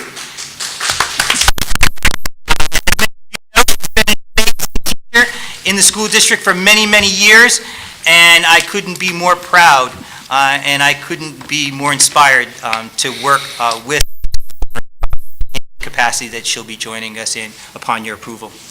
Likewise, we're asking you to approve the appointment of Dr. Cynthia DeFina as our new special education supervisor. Her tenure here in Sayreville as a child study team member and a very, and I know that She and the team of Ms. Burns and Mr. Nasser are going to move our special education department in the next direction, and I'm so proud that I'm going to have the opportunity to eyewitness it. So we welcome Mrs. Obrick, and we welcome Dr. DeFina. And outside of that, the last thing is we're asking you to approve the superintendent's merit bonus compensation. Any questions or comments? Questions on personnel? Personnel. Two comments. Dr. Labby, in the HR job description, the one thing that I did not see in there is anything dealing with specifically a focus on climate and culture within our staff, within our district. And I don't know if we need to revise it right now, because I know that you've posted the position, but I would like to see an iteration of that. I see this individual really being, the one person that leads our identity, leads our climate, leads our culture from a staff perspective, and that's the one piece I didn't see in there. Absolutely. All done the category that could certainly be the area that is so exciting for that to perform. But this person is going to be overseeing every part of the resources. As you can see, benefits, that comprehensive equity, all those can be aligned with school culture. Even though it doesn't say school culture and climate, I think all of the subsections of that job description do lend itself to improve staff morale and climate. However, if you wish, I can definitely add a responsibility that directly to working collaboratively with our professional staff and improve in any way possible.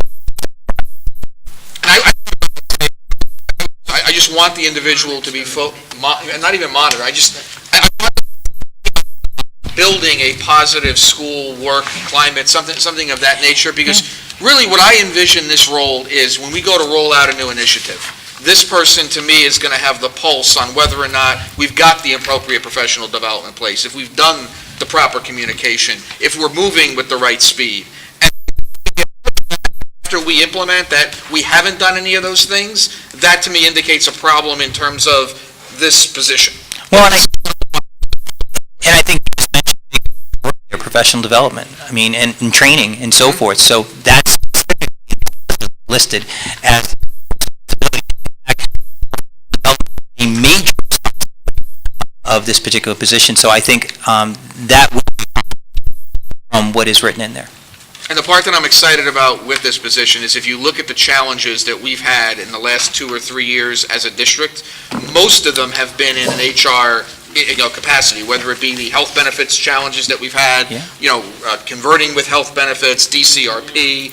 It's been employee communication things. This will, I think, solidify that gap. Well, and I agree with you 100%. And as I said earlier, we've asked professionals to do far more things than are necessary. Having roles. We want to get away from that. We want to be able to have particular professionals focus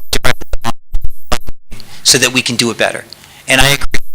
Have that person focusing on those particular areas, you're going to reduce dramatically.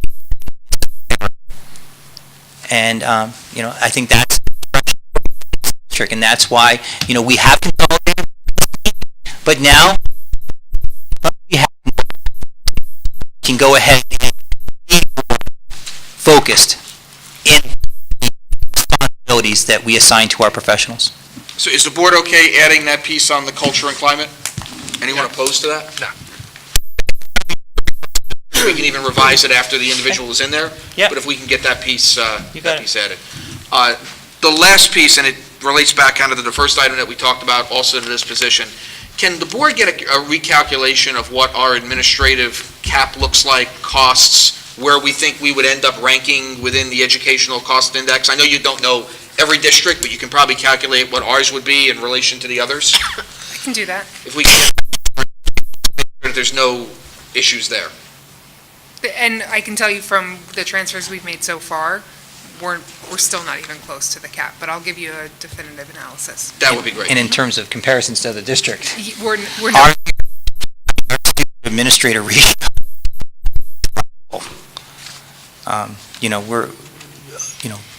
many districts have far more administrators than we do. I mean, we often, and they have 4 to 5 times more administrators than we have in this district. And Old Bridge. Any other final item, the merit bonus for the superintendent. I also want to point out, we've got additional backup, but the amount of revenue that we have brought into the district as one of the merit goals that are part of this far exceeds by at least a factor of 10 the amount of merit bonus that is part of Dr. Labby's agreement. So this provision actually ended up not only paying for itself, but bringing in additional revenue to help fund some of the programs that we're doing. This is also the final year of the merit bonus arrangement. Going forward, there will be no bonus arrangement with the superintendent.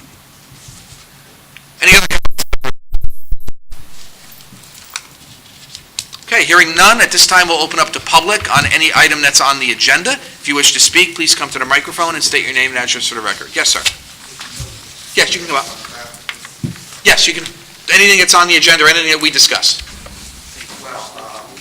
My name is John Dooling. I live on Glen Court in the Barlin section of Sayreville. I wanted to ask some questions about the $1 million of additional state aid, which I found out about through reading various articles in the newspaper, which I have here, and I have some questions for you based upon these articles. But one initial question, I want to ask, I don't understand, what's the equalization? Has that got to do, that $1 million, is that the same thing? Is this It's the same. So apparently it's going to happen every year? That's what the lady said. It's going to be... Actually, our superintendent indicated that... Okay, I didn't know that. Okay. Well, first of all, the aid is recurring, so we will get the same amount, but Dr. Labby has also indicated that he expects that amount to increase going forward from the information he's heard. Okay. I'll have some questions based upon my reading of these articles about this $1 million and how what it's being used for and allocated, and how I found out about it. And then I have a couple of, as an outsider looking at this for the first time, coming from the business world, I worked at Scott Forsman, which is an educational textbook publisher, so I've worked with school districts, so I know maybe a little more about this than the average taxpayer. But looking at this, when I started asking questions at the municipal building, right away a couple things stood out. I was like, I don't understand why certain procedures are happening like that. So I have a couple of problems, and then I have some thoughts for the future. On this question of the $1 million, I first found out about it because I read a newspaper, Newark Star-Ledger, which talked about North Brunswick. And I knew about North Brunswick because I have some associations with that. And that's how I found out that there was this $1 million. I did look into the background of how it came about, so I know all about that. I won't belabor you with going into that. So there's this $1 million, and what it said about North Brunswick, they were pointing out that it could be used for property tax relief. And they said North Brunswick had decided to use the entire amount of money, whatever they got. I don't know if every town gets $1 million. They were going to use it for property tax relief. Now, I do know something, not for the schools. Now, I do know something about North Brunswick. I know their taxes there are quite a bit higher than here, and there's about to be a riot in that town if they raise those taxes anymore. So, from what I know of that situation, that was necessitated by they better do it or it's going to be so much trouble about it. So I guess I'm here for one reason, to prevent that happening in Sayreville.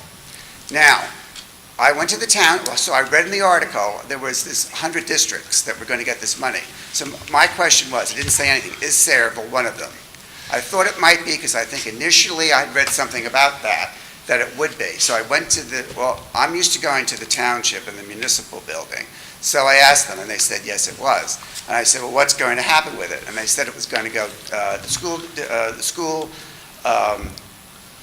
decided to keep it all. And so then I decided to investigate it and read. Then some more articles in the newspaper came out about your meeting here. Now, apparently, there are 9 members of the board. 8 were here. The initial vote, if this is, this is a Suburban article. I'm going by this. There were, it was a 5-3 vote to get this extra money. 3 people voted no, and then Bill Spatko, this says, voted yes, because you have to have 6 people, I think that's what it was, for a quorum to get this approved. And the reasoning was because if you didn't take the money then, you lose it.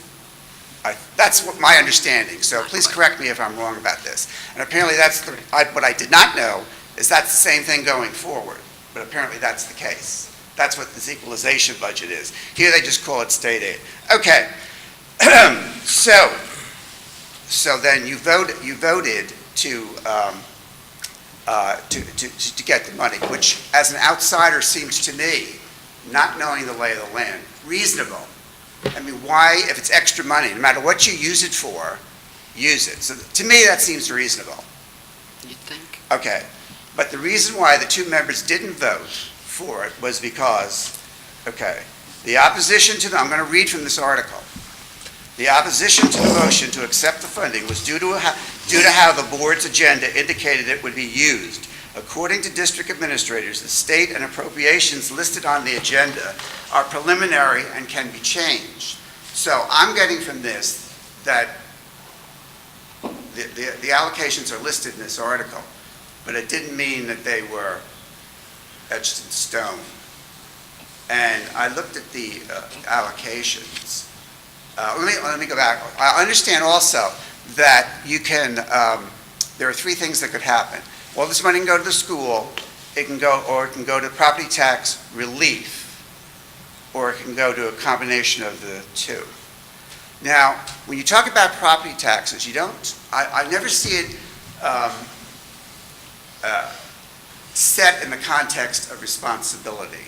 The words that are always used are property tax relief and burden, indicating to me like onus. It's not something very desirable. Okay. Well, so then the allocations on this, it's all going to the school, and it's listed here, about approximately, I edited it all up because you couldn't tell from this, but 3/4 of it, 75%, is going to salaries, and the other 25% is going to, looks like supplies. I'll just summarize it. And the first thing out here is $285,000 in supervisor. Well, I know how Mr. Labby feels about supervisors. I don't agree with that, and I agree completely with the 2 gentlemen that talked about, especially, I agree with do as much as you can with science and math, but not social studies and art. No, and you should be consolidating these positions. And I do not agree with the argument at all that just because some other district has a supervisor for every particular discipline, that doesn't mean it's the right thing to do. It depends upon how much money they have. So I do not agree with that argument at all. Okay, now, on this allocation, 3/4 of this is going to salaries. And looking up, now I haven't done all the research that's completely necessary for this, the main reason why the property taxes are so high in New Jersey, and it is the #1 state in the union, it's the worst place to buy a house in because of the property taxes. That is the dubious distinction. There are also more districts in the state of New Jersey than there are in California. Why? When that state is about 5 to 6 times as large as this one. Okay. Now these allocations, salaries, I can't say how angry I am at that. Now I would be for something that directly affected children, but not something, salaries that are already said by people in the know that are extremely high already. I think that is the wrong thing to do, and I think it is bordering on disgraceful. Okay. Now, one of the problems that I found, I don't understand about how this budget is done. And talking to the school district, to the municipality, apparently there's a school budget and there's a municipal budget. And they're each done separately at different dates. So I asked the question, well, who coordinates this? You know, like, who oversees and says yes to this? Nobody can answer that question over there. I'm trying to see the mayor, because I want to ask him that question. I come from a business world, well, I don't understand that. Now, I know I've been told that's the way every other town does it. Well, that doesn't make it right. I mean, okay, so now I'm going to quote from this article. All right, I want to say, Batco said she believed the $1 million should have been reviewed by the, she objected because she said it should have been reviewed by the district's finance committee before the board voted, which apparently it wasn't, okay? Then I'm skipping. Also supporting the notion that the additional state aid should be reviewed by the finance committee was, is it Viciata? Is that your name? Bashada. Bashada? That's me. Bashada, who is a member of that committee. Then this is a quotation, so I'm going to quote, I don't know if it's accurate, but over 80% of our budget right now is for salaries and benefits, you said. I think the finance committee, along with the administration, should have an opportunity to look at this. So when you say like 80% of our budget, are you talking about the school budget? Correct. It's the only budget we talk about. Oh, I don't know what to say. You know, the salaries, you know, and I don't think that it is directly for children. I know there's a morale issue here. I'll try not to make this too long, but I think you people are headed in the total wrong direction. Well, anyway, okay. So it is salaries.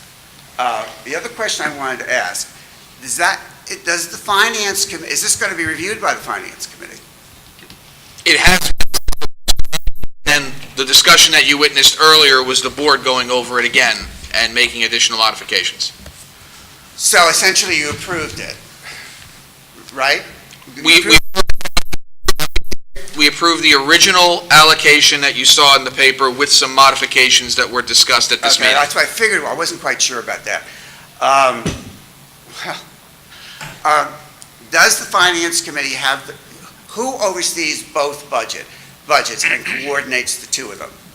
So that, for what taxpayers are going to be responsible for? Because taxpayers don't pay two bills, they pay one bill. The municipal and the board? The municipal, who sees? They're completely separate. Yeah, I know, that's the problem. There's no body that oversees the two of them together. Don't you think that's a problem? Oh, why would it be? Oh, then, I'm sorry, I've never seen a budget handled like that.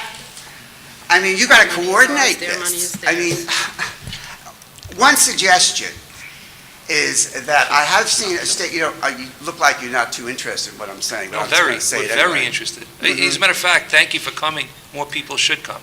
Yeah, I know, But- there's nobody here. And I won't mean, all these speak- people are essentially school people. I will not speak out of turn because I usually defer to the president. He will speak much more eloquently than I can. Okay. But I think everything you've said can be discussed because from an outside point of view, from the business world, I'm not in education either. I could understand where you're coming from, but we are working on a shoestring budget, sir, that you have no idea what we do and these administrators do with the money we get.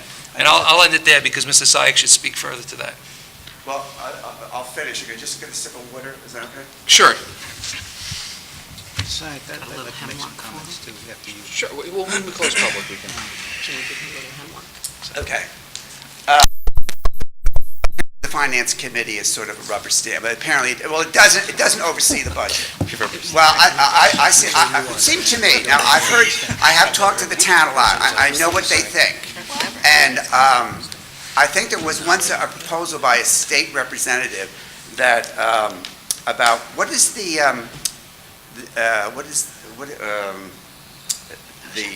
Middlesex County, what does the county do? What do they do? They're a separate entity as well with a separate budget that is administered by them. Well, that proposal had something to do, why can't the county look at these budgets? Somebody has to be above this thing and look at the whole thing. Well, And decide what is appropriate. There is one other step in this process. When we complete a budget, we submit it to the County Department of Education, and it is reviewed and signed off by the County Department of Education before we can approve it. But that's kind of school people, right? It's independent is an educator, yes. I've never seen anything like this. This wouldn't work in the business world, I can tell you that. Well, I'm sure some of you know that. It's a very different model. Yeah, well, taxpayers have to pay for this. And it's just, all right, going forward, I don't see where there's going to be a tax base that's going to be able to pay for all this. People are adding all these supervisory positions, all this salary business in here is just, it's just not going to, people aren't going to be able to pay for it. I thought you would be a little more receptive to what I'm saying, but I guess wrong.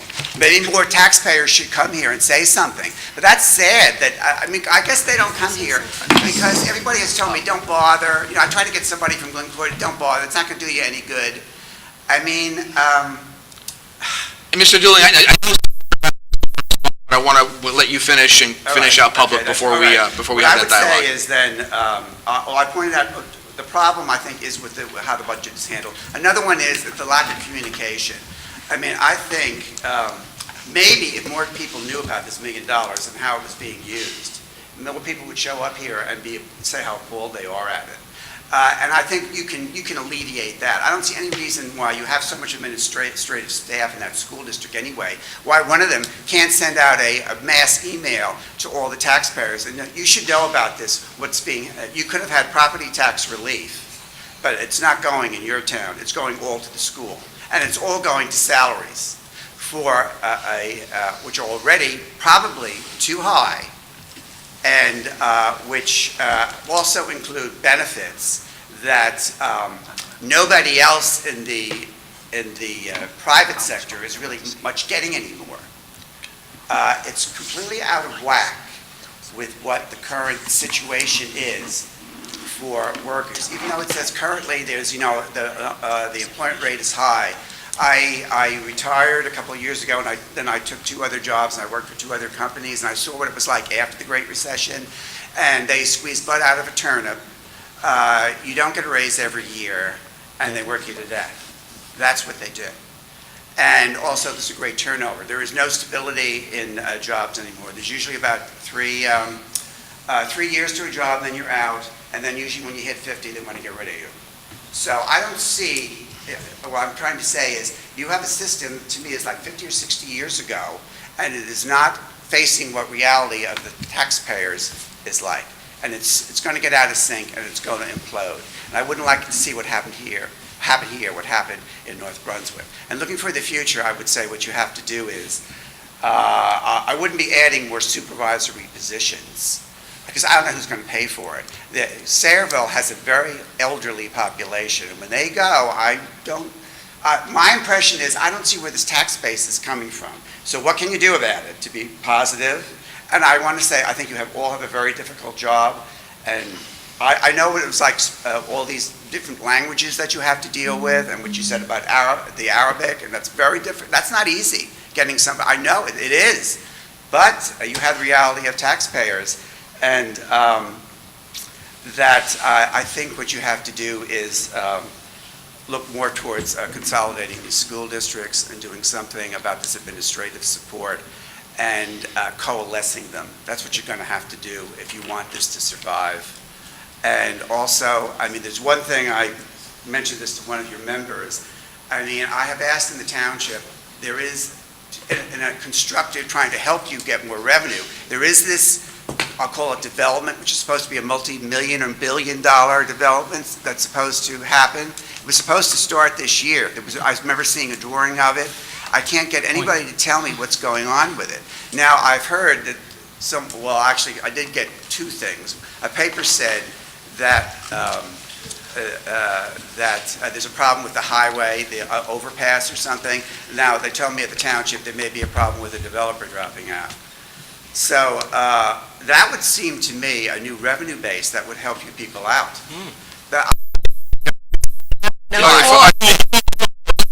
Let's let public wrap up, and then any board member that wants to comment, we can comment. Well, I think that's about time. I think you get my drift. That's it. All right, thank you. And as I said, some board members do want to comment after we close public. Do I sit down now? Yes, yes, thank you. Okay. Thank you. You're welcome. Okay, we'll close public at this time. Just in response, and Mr. Dooling and I actually spoke on the phone last night for about an hour, and we went through some of these items. And Mr. Dooling, I did send an email back to the mayor indicating that you wanted to speak to him about the point, which is the development that you referenced. And we didn't get to. But the other part that you have to look at in terms of our costs in Sayreville, we talked a lot about the revenue side, we talked about consolidation, we talked about taxes. The other piece that you have to look at too is where Sayreville ranks in terms of its actual cost per pupil, and compared to other towns, we're actually very low. So even though property taxes are high in Sayreville as they are everywhere, when you look at ours per pupil cost, the amount we spend per child, ours is actually one of the lowest in the county. On top of that, when you talk about administrators, we actually have one of the highest numbers of students per administrator because we do not have a lot of administrators. In the state. In the state. When you look at salaries, you lump all salaries together. Part of this is the board trying to be proactive. Some of the salaries that we're allocating funds to are campus monitors at our elementary schools to prevent get into the school, and that we can basically secure the perimeter to ensure the safety of our students. So, and I know you have a lot of content that goes into these decisions that really don't get printed in the paper. So it's a much more complex piece than what you see in the newspaper. I know there were several other board members that wanted to comment. Mr. McEnone? Yeah, I appreciate Sir coming and asking those questions, because there is a lack of knowledge out there, knowledge that I didn't have until I came on the Board of Ed. And New Jersey is kind of unique in the sense that we have all these school districts, but if you really look at all the states in the union, look where New Jersey ranks in education, and there's an argument to be said that maybe this is a better way to go. When you look at 80% of our money is going to salaries and benefits, we're an entity with over 800 employees. Large majority of them with bachelor's or master's degrees or higher. So when you look at those salaries, it's a lot different than what you might see in a municipality where you don't have that need to have those types of degrees and certifications. So that adds in there as well. As far as the $1 million that we had a discussion in the last meeting, Sayreville has been under adequacy for as long as I can remember. All the time that I've been on the board, I was just doing the numbers when you were speaking, we're about $136 million short of what we should have by what the state says should be a thorough and efficient education for Sayreville. So the $1 million of the $136 million that was owed to us was something that we want to go ahead and put into things that have been lacking over the last 12 years. You mentioned North Brunswick, and in your research, I would ask you to do, when you go back to looking at North Brunswick, is look at the starting teacher salary in North Brunswick, and then compare that to Sayreville. And I think you might see things a little differently. Also, if I'm not mistaken, with North Brunswick, their additional aid that they got from the state was over $3 million. Yes. And they gave $1 million for property tax relief, but the other $2 million they kept to fund the needed things within the district. So there's a lot of information out there, and you could look at statistics and data and support any argument you want. But that bottom line is the facts. One interesting thing about being on the Board of Ed or being on the Borough Council is that we're affected by our own decisions because we're required to live in town. And I've always said this, that I'm more interested in my property values than my property taxes. When people move into Sayreville, and I always use this story about the folks that lived across the street from me, they were looking at buying a house, and they happened to knock on my door, and they asked me, how's the school district here in town? And there's a reason people ask that, and that's because it's a direct correlation between your school district and the value of your property. And I think from all the time we've been here, we've done a pretty damn good job for the bang for the buck for what we're providing with the amount of money we spend. And that's absolutely right. If you do the research and look at the school report card, you find out that Sayreville cost per student is extremely low compared to the rest of the state of New Jersey. A lot of your points I agree with about consolidation and those types of things. But when districts consolidate, doesn't necessarily going to save you any money, because you consolidate with a district who has higher salaries and everybody gets paid that high salary.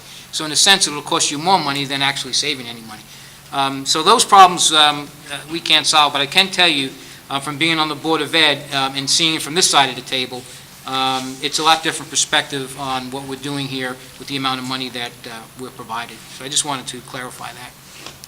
Any other board members? Can I say something? No, we're closed with public at this time. I just want to give the board a chance to But I'll be respond. here afterwards. And yeah, to any one of us. And I just wanted to address the possible income from the point. If you do some research on that, you will find that the Borough Council initially approved that with a pilot program. Pilot program means payment in lieu of taxes, which means the school district gets zero in taxes from that development if that is approved. Ongoing forever. I believe it's a 20-year, 30-year. 30 year. 30-year, Mr. McEnroe? Yeah. 30 years. So with a proposed original 2,000 residential units, how many kids do you think we'll get with zero taxes? So it won't help us at all. And that, Will they pay the taxes as a business? if they give it a pilot program, that means everything. Businesses, I'm in favor of. Sure, businesses should have a pilot program, but not residential, because residential is generating kids for this district. Supposed to be a law there. Yes. All, so the whole property, the whole development will get that pilot program, which means those 2,000, or maybe now even more residential units will not pay school taxes.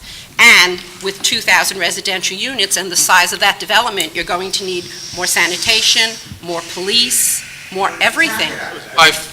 We got to keep with the board comments. Okay. Anything else? The town. Mr. Bishada? Just for your information, in your newspaper article, which is not correct the way that that reporter wrote it, I was going to write a rebuttal.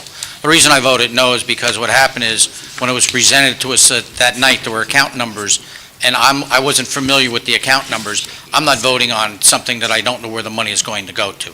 Second of all, with that reporter didn't report correctly, that we had to notify the town that Friday whether we were going to accept the money and if the money was going to go for any property tax relief. We had until August 1st to okay receiving that money. That article evidently it, and he does what he's told to do by the Suburban, okay?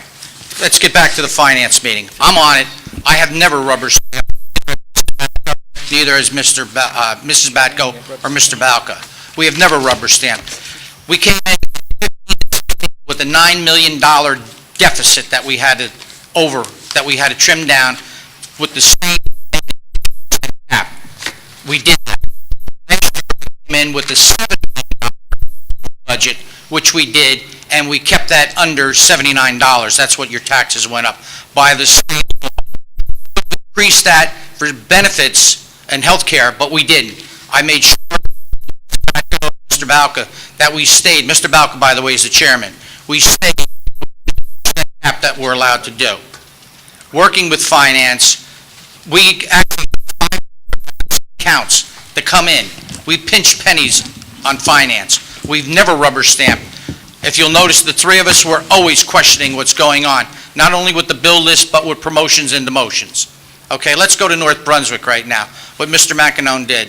If you follow the newspaper, you would have seen last week a $35 million bonding issue for $72 million financing into their school system in North Brunswick. Let's go a little bit further. I've attended the last three planning on. Do you know what they're going to do with the new construction in this town with Kaplan and all? Well, let me inform you. Ernst 300 new homes.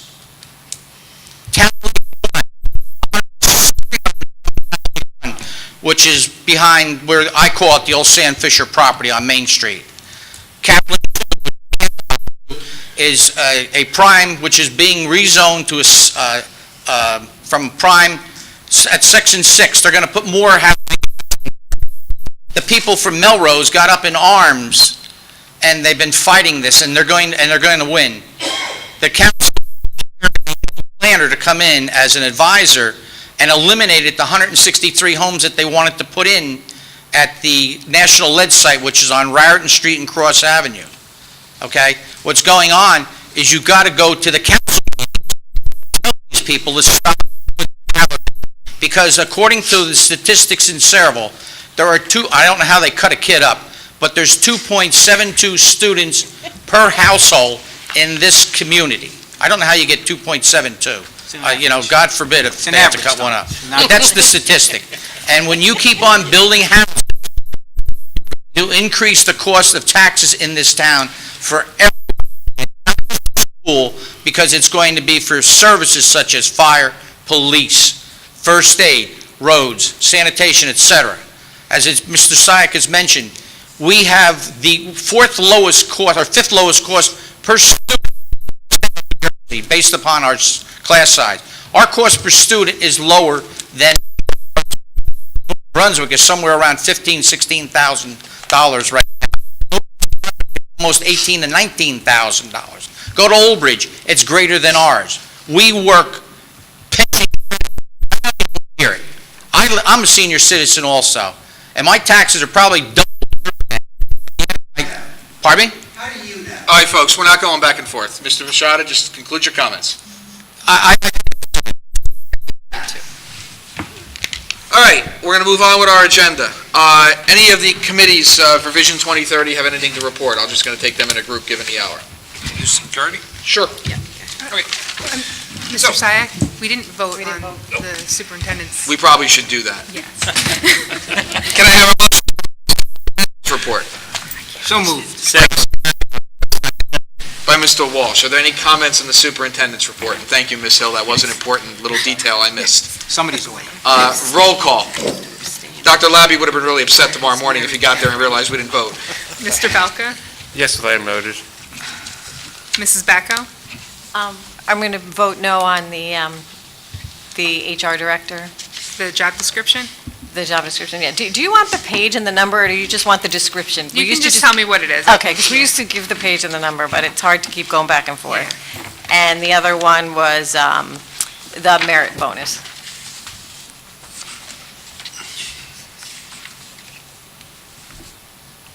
Everything else is a yes?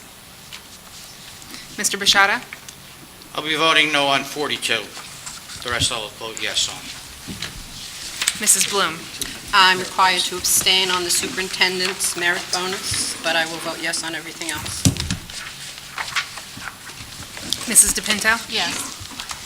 Mr. Esposito? I'm going to vote no on the outright purchasing of the 3 vehicles. On all, Well, the 3 that we were going to get the 2.5% interest rate on. there's 2 items. There's the Chevy van, which is also for the stockroom. 25 and 26, I believe. Yeah. We're buying all of them? I thought we were just buying 3. We're buying all 4? No, we are buying all 4. Yeah, okay, yes, then to all 4. Okay. Mr. McAgnone? Yes. Mr. Walsh? Yes. Mr. Sayak? Yes. Okay, any Vision 2030 committees with reports? Mr. Esposito, Oh, did I'm you? sorry, yes, I'm first, right? Okay. So, I'm happy to report that we have filled all the security monitor positions for all schools. So what does that mean?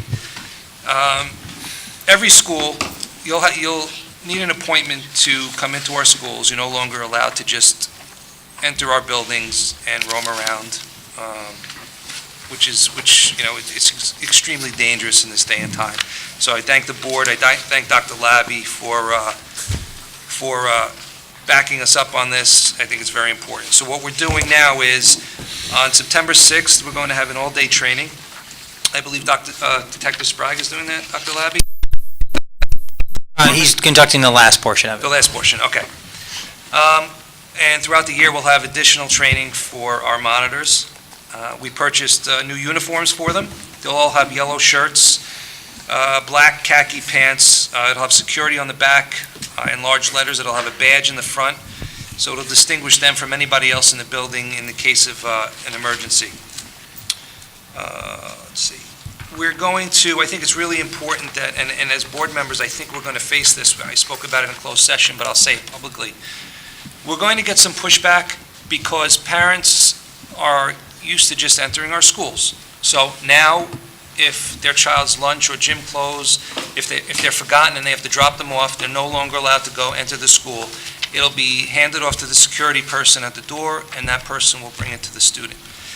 And even PTO mothers who have access to the schools on a regular basis, what they're going to have to do, and Eric, correct me if I'm wrong, they're going to have to show their driver's license. They're going to scan the license, quick. I don't know if we have to do that each time. So, the way the system works is it will scan a license or other form of identification. It will log that into the system. The campus security monitor will tag where they are going within the building, which will generate an alert to that person, say principal, guidance counselor, whatever the case may be. If that person returns to the building at another point in time, while the data is maintained, which we're only maintaining it for a limited amount of time for data security reasons, but while the data is in there, the security guard can search by their name, and it will match to the photo that was in there last time, so they can verify the photo. Other information other than the name and photo is not stored in the system. Right. It will run a check against the criminal sex offender database to see if anyone is registered there. And it'll print out a pass that the person will be required to wear while in the building. They will get a pass that they will wear in the building, and upon exiting the building, that pass has a barcode on it. They will either swipe that on the security station or hand it to the security. Essentially sign them out of the buildings. Okay, thank you. So, yes. So, in other words, we're not... Photo on the... What's that? It's a photo on the back. Photo ID, right, Yeah. that'll be affixed to their Yeah. clothes. Right, so, in other words, we're going to have to, it's going to be a learning curve, okay? We're going to have to, people are going to be insulted. It has nothing to do with, our trust for the mothers or the PTO or the fathers, whoever it may be. It's really for the security of our kids, and we're going to have to train our parents, and that this is the new way of doing things. And I believe, correct me, if we're also going to have if you don't have an appointment also. Correct. You're not entering the building, so you have to call ahead and make appointments to whoever you want to visit ahead of time. Including if you're going to pick up your child, we ask that you Right. call ahead of time. Right. You can't just show up. Exactly. What was my other point? One of them? I think that's it. So, again, we'll just be, we're going to be sensitive to the fact that people are going to be insulted at first, but this is the new law of the land, and unfortunately, with the way of the world, we have to go this route. But it is for the safety of our students and our personnel. Mr. Esposito, this is new to Sayreville, but in traveling to many other districts in the course of my job, this is common practice in a lot of other districts. Yeah, agreed. I just want to commend Mr. Esposito. I think one of the smartest things I did last year was appointing you to this committee as the chair, because you've been very proactive arranging the meetings. We meet monthly with the chief of police and his leadership team, and Anthony hadn't mentioned that, to discuss process, go over procedures and policies. And Mrs. Bloom is on that committee as well. And you understand that this is a new paradigm in Sayreville. We're going to have a security guard. Majority of them that we hired are retired law enforcement in one capacity or the other. Every school in our district is going to have a security guard. Middle school will have 2, and the high school will have 4. And this is the first step in, tightening up our procedures. But the most important thing is the policy and procedure piece of, doesn't make a difference what capability you have inside the building, it's to prevent unauthorized people from getting in the building in the first place, and that's where we spent a lot of our effort and time. And Dr. Labby, over the last 2 years, has been well ahead of the power curve on that. And I know the couple of meetings that we went to, hosted by the State Homeland Security and State Police, the things that they were suggesting that we do, we are doing. So I feel real confident about that. We're not going to stop meeting with the police to go over procedures. There are other things that we're doing that I don't want to talk about here in a public meeting to secure the buildings, but we've come a long way in just 6 months in tightening up in the areas that we can to, prevent unauthorized access to the building. So, just good job. Thank you. Thanks. Any other committees with reports? I'd just like to make a personnel report quickly. We met last week. I unfortunately was not able to make Mr. Esposito and Mrs. DePinto were able to make the meeting. And we talked about some vacancies, but I wanted to say the highlight of the meeting, from what was reported to me, was Ms. Defina and Ms. Obrick. I got the chance to meet with them, and they were very enthusiastic and excited to have such great people coming in. Thank you. Any other committees? Curriculum, Matt. I have a curriculum report. We went over the AP scores. The enrollment was up. The scores seem to remain the same. We went over the park scores. Dr. Trevisano and Ms. Grossman were still analyzing the park scores. We also went over the PE curriculum and the standards. The committee discussed that the New Jersey Department of Ed requirements for 150 minutes each week, and we discussed that a sample of PE standards. We also discussed looping, and that the DRA levels seem to increase with looping, and that the parents and teachers were surveyed after the looping. The parents seemed very enthusiastic. The teachers a little less enthusiastic. I didn't get a chance to look at all the information from your committee's report, but one of the things that I found surprising in the looping survey was that the teachers experienced a greater degree of discipline problems. And I did that with looping. I would have figured you would have set the expectations in kindergarten and it would have followed through. Is that typical? Is that a typical challenge in a looping environment? I'd never heard of that before. The teachers attribute it to the fact that the students got to know each other very well, and that they were more like siblings after 2 years. Well, I've got 4. That could be problematic. Right. So, and actually what we're doing to address that, we have a meeting next Tuesday morning with, we're looking to bring in some professional development for the teachers specifically geared towards that. Okay. You know, something they can perhaps customize for us, and some tips and some help we can provide for the teachers with that. But, you know, and the teachers, I think, found, you know, if you have the students 2 years in a row, perhaps they're not quite as anxious to please. You know, I mean, being a former elementary teacher, students are very anxious to please their teachers in kindergarten and first grade. But when you have the same teacher for 2 years, perhaps there's a little bit of familiarity there that leads to... Because I can understand, you know, that the parents, you know, are happy with it, Right. but I could understand if there's discipline problems or challenges, feel a sense of frustration. That just makes sense. And it doesn't seem to be, it's not major discipline problem. It's just an increase. right, it's just the students bickering a little bit with each other and things like that. But could it also be, I mean, don't other kids actually come into that first grade class? I mean, you would have new kids coming in maybe who wouldn't know the routine, and that may be where the discipline problem... There are some new students would come into any class. It's limited, the number that come in each year. But that could be a bit of an issue, because now everybody else knows what to do knows with each these other new kids, right, right? right. So, you know, so that is something that we are looking to address this year.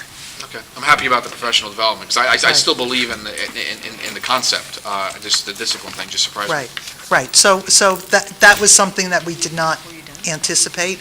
The academics are very positive, so, you know, we're very happy about that.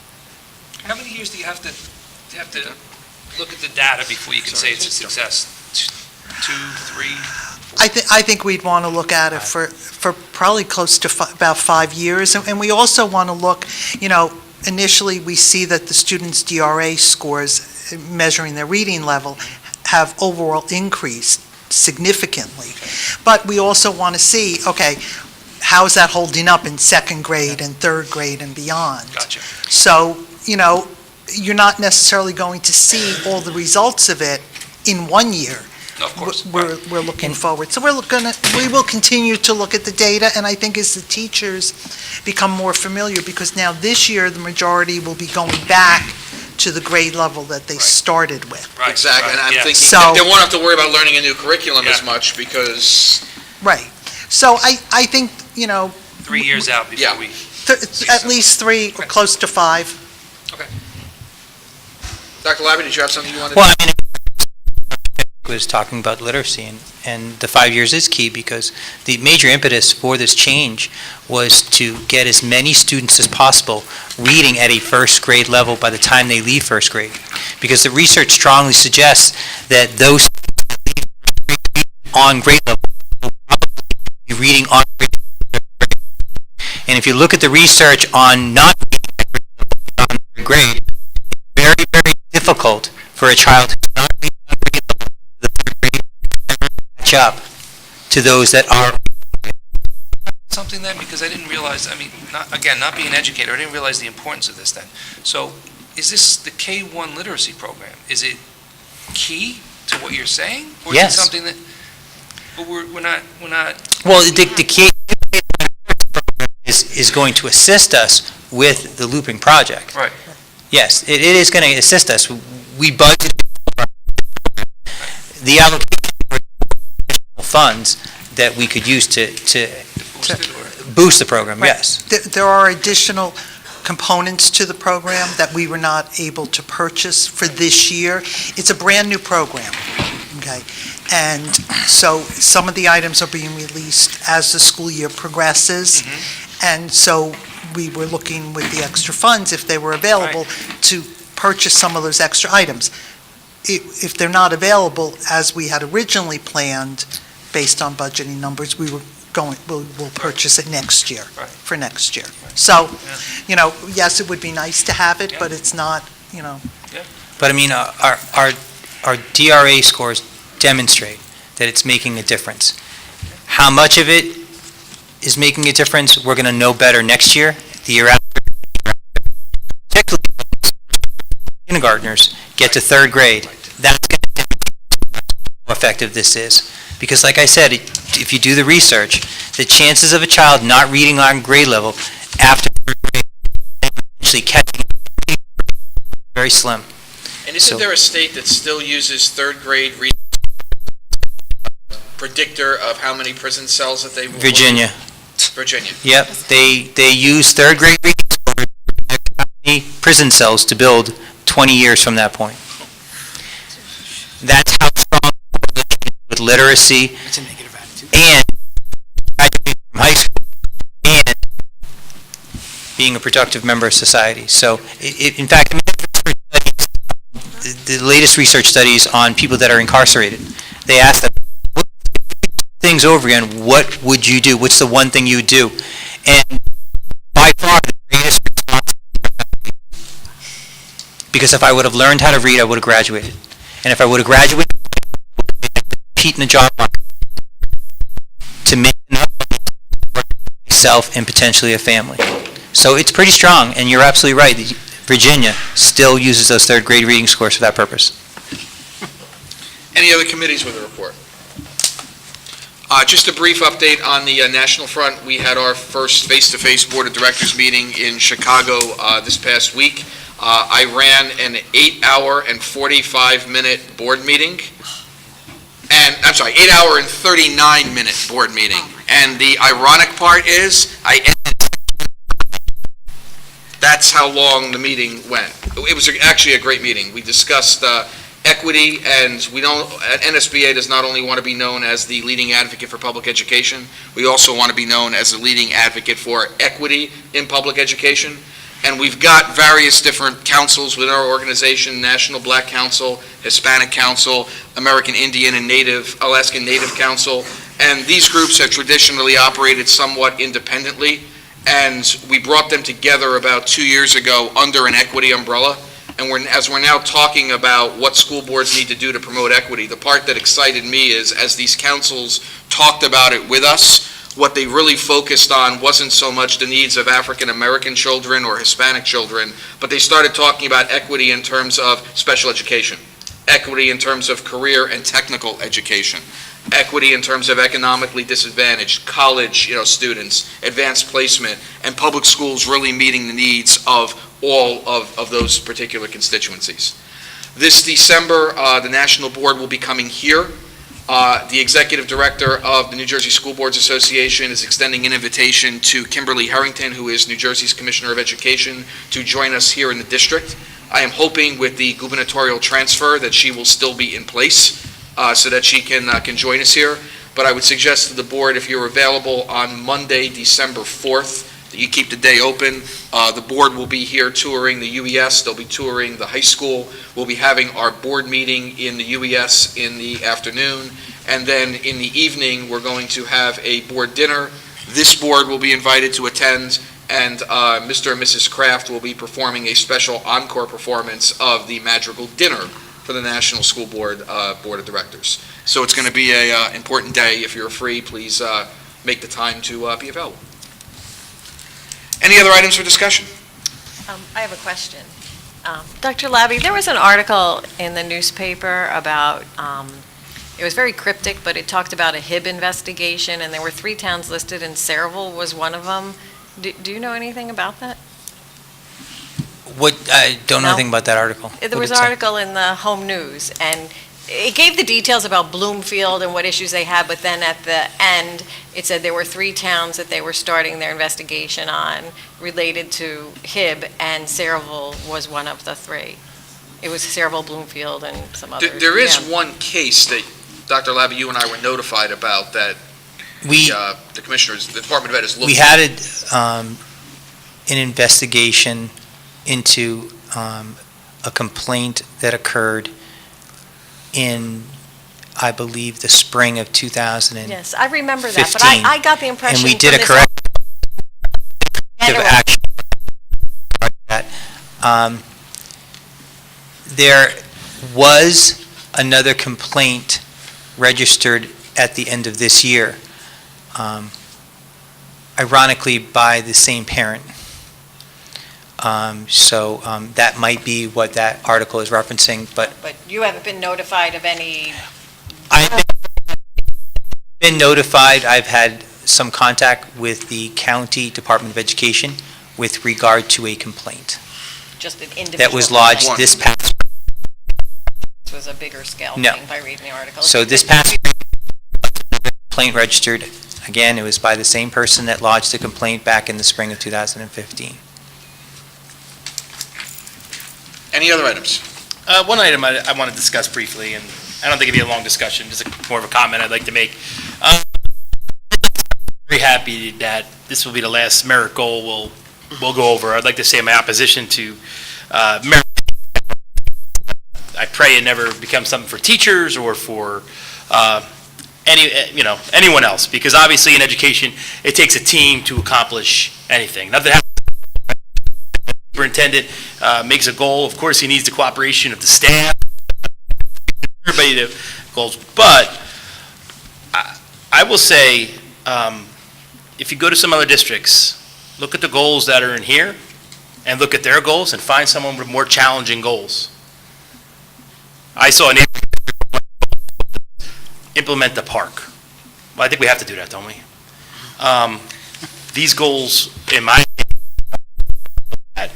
pushed our district forward, that were extremely challenging. I think Dr. Labby holds himself to a very, very high standard. I think what's happening it cannot be that now we have campus. On the board went and saw it. I think Mr. McEnroe was there for a little while. I might have performed that. So, but there are outstanding things going around. Looping, we just talked about. The things that are hockey and lacrosse. This district is moving in the right direction, and that's being driven by somebody. And it just shows. And I know I believe that 100%. I'm not challenging.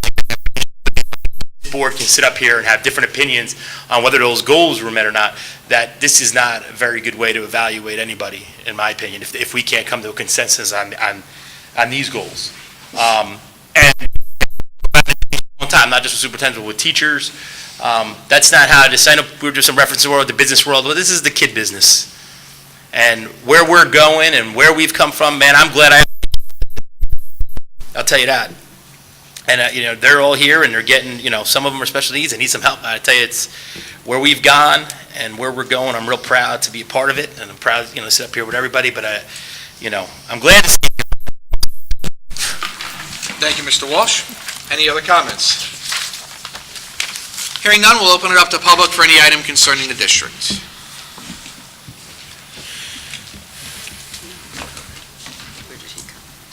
John Bovary, 12 Town Harbaco Drive. Maybe it's for Eric, I guess, or I'm not sure. But great for the security, great for the extra stuff we got for the kids. Do we foresee a problem with timing of night classes, obviously I'm concerned about my prep class. I and the kids come back in at about 4:30 for a 4:45 to 7:15 class. Will this system be in process, in effect then? It's already very difficult to get back in this building at 4:30 for both me and the kids, right? Because the office is gone, except for rare occasions, somebody might be hanging. Janitorial staff isn't really looking for us to be coming, right? So usually I come on a Monday and Wednesday, and I come around the back door and knock at their break room, if that's what that's called back there, right? And usually find someone there, and I get in, and then some janitor goes to the front door and opens it for the kids. Do the kids have to sign back in with IDs? Am I going to need something? Most of the procedures that we have worked on are school hours procedures, and they pertain to managing the flow of people coming in and out of the building during the school hours. However, our concerns are still after hours. Sure. And we will be developing procedures to ensure that, A, the building can still use the buildings, and the kids that they're working with, or the adults that are working with programs in the building as well, can utilize the facility, do so in a very controlled manner, so that we don't jeopardize kids when they come back to school the next day. Is there anything I need to do between now and No, 13? we're going to... Anyone else for public? Okay, hearing none, we'll close public, and I'll entertain a motion to adjourn. So moved. By Mrs. Bloom, do I have a second? By Mr. Esposito, all in favor? Aye. Opposed? Carried.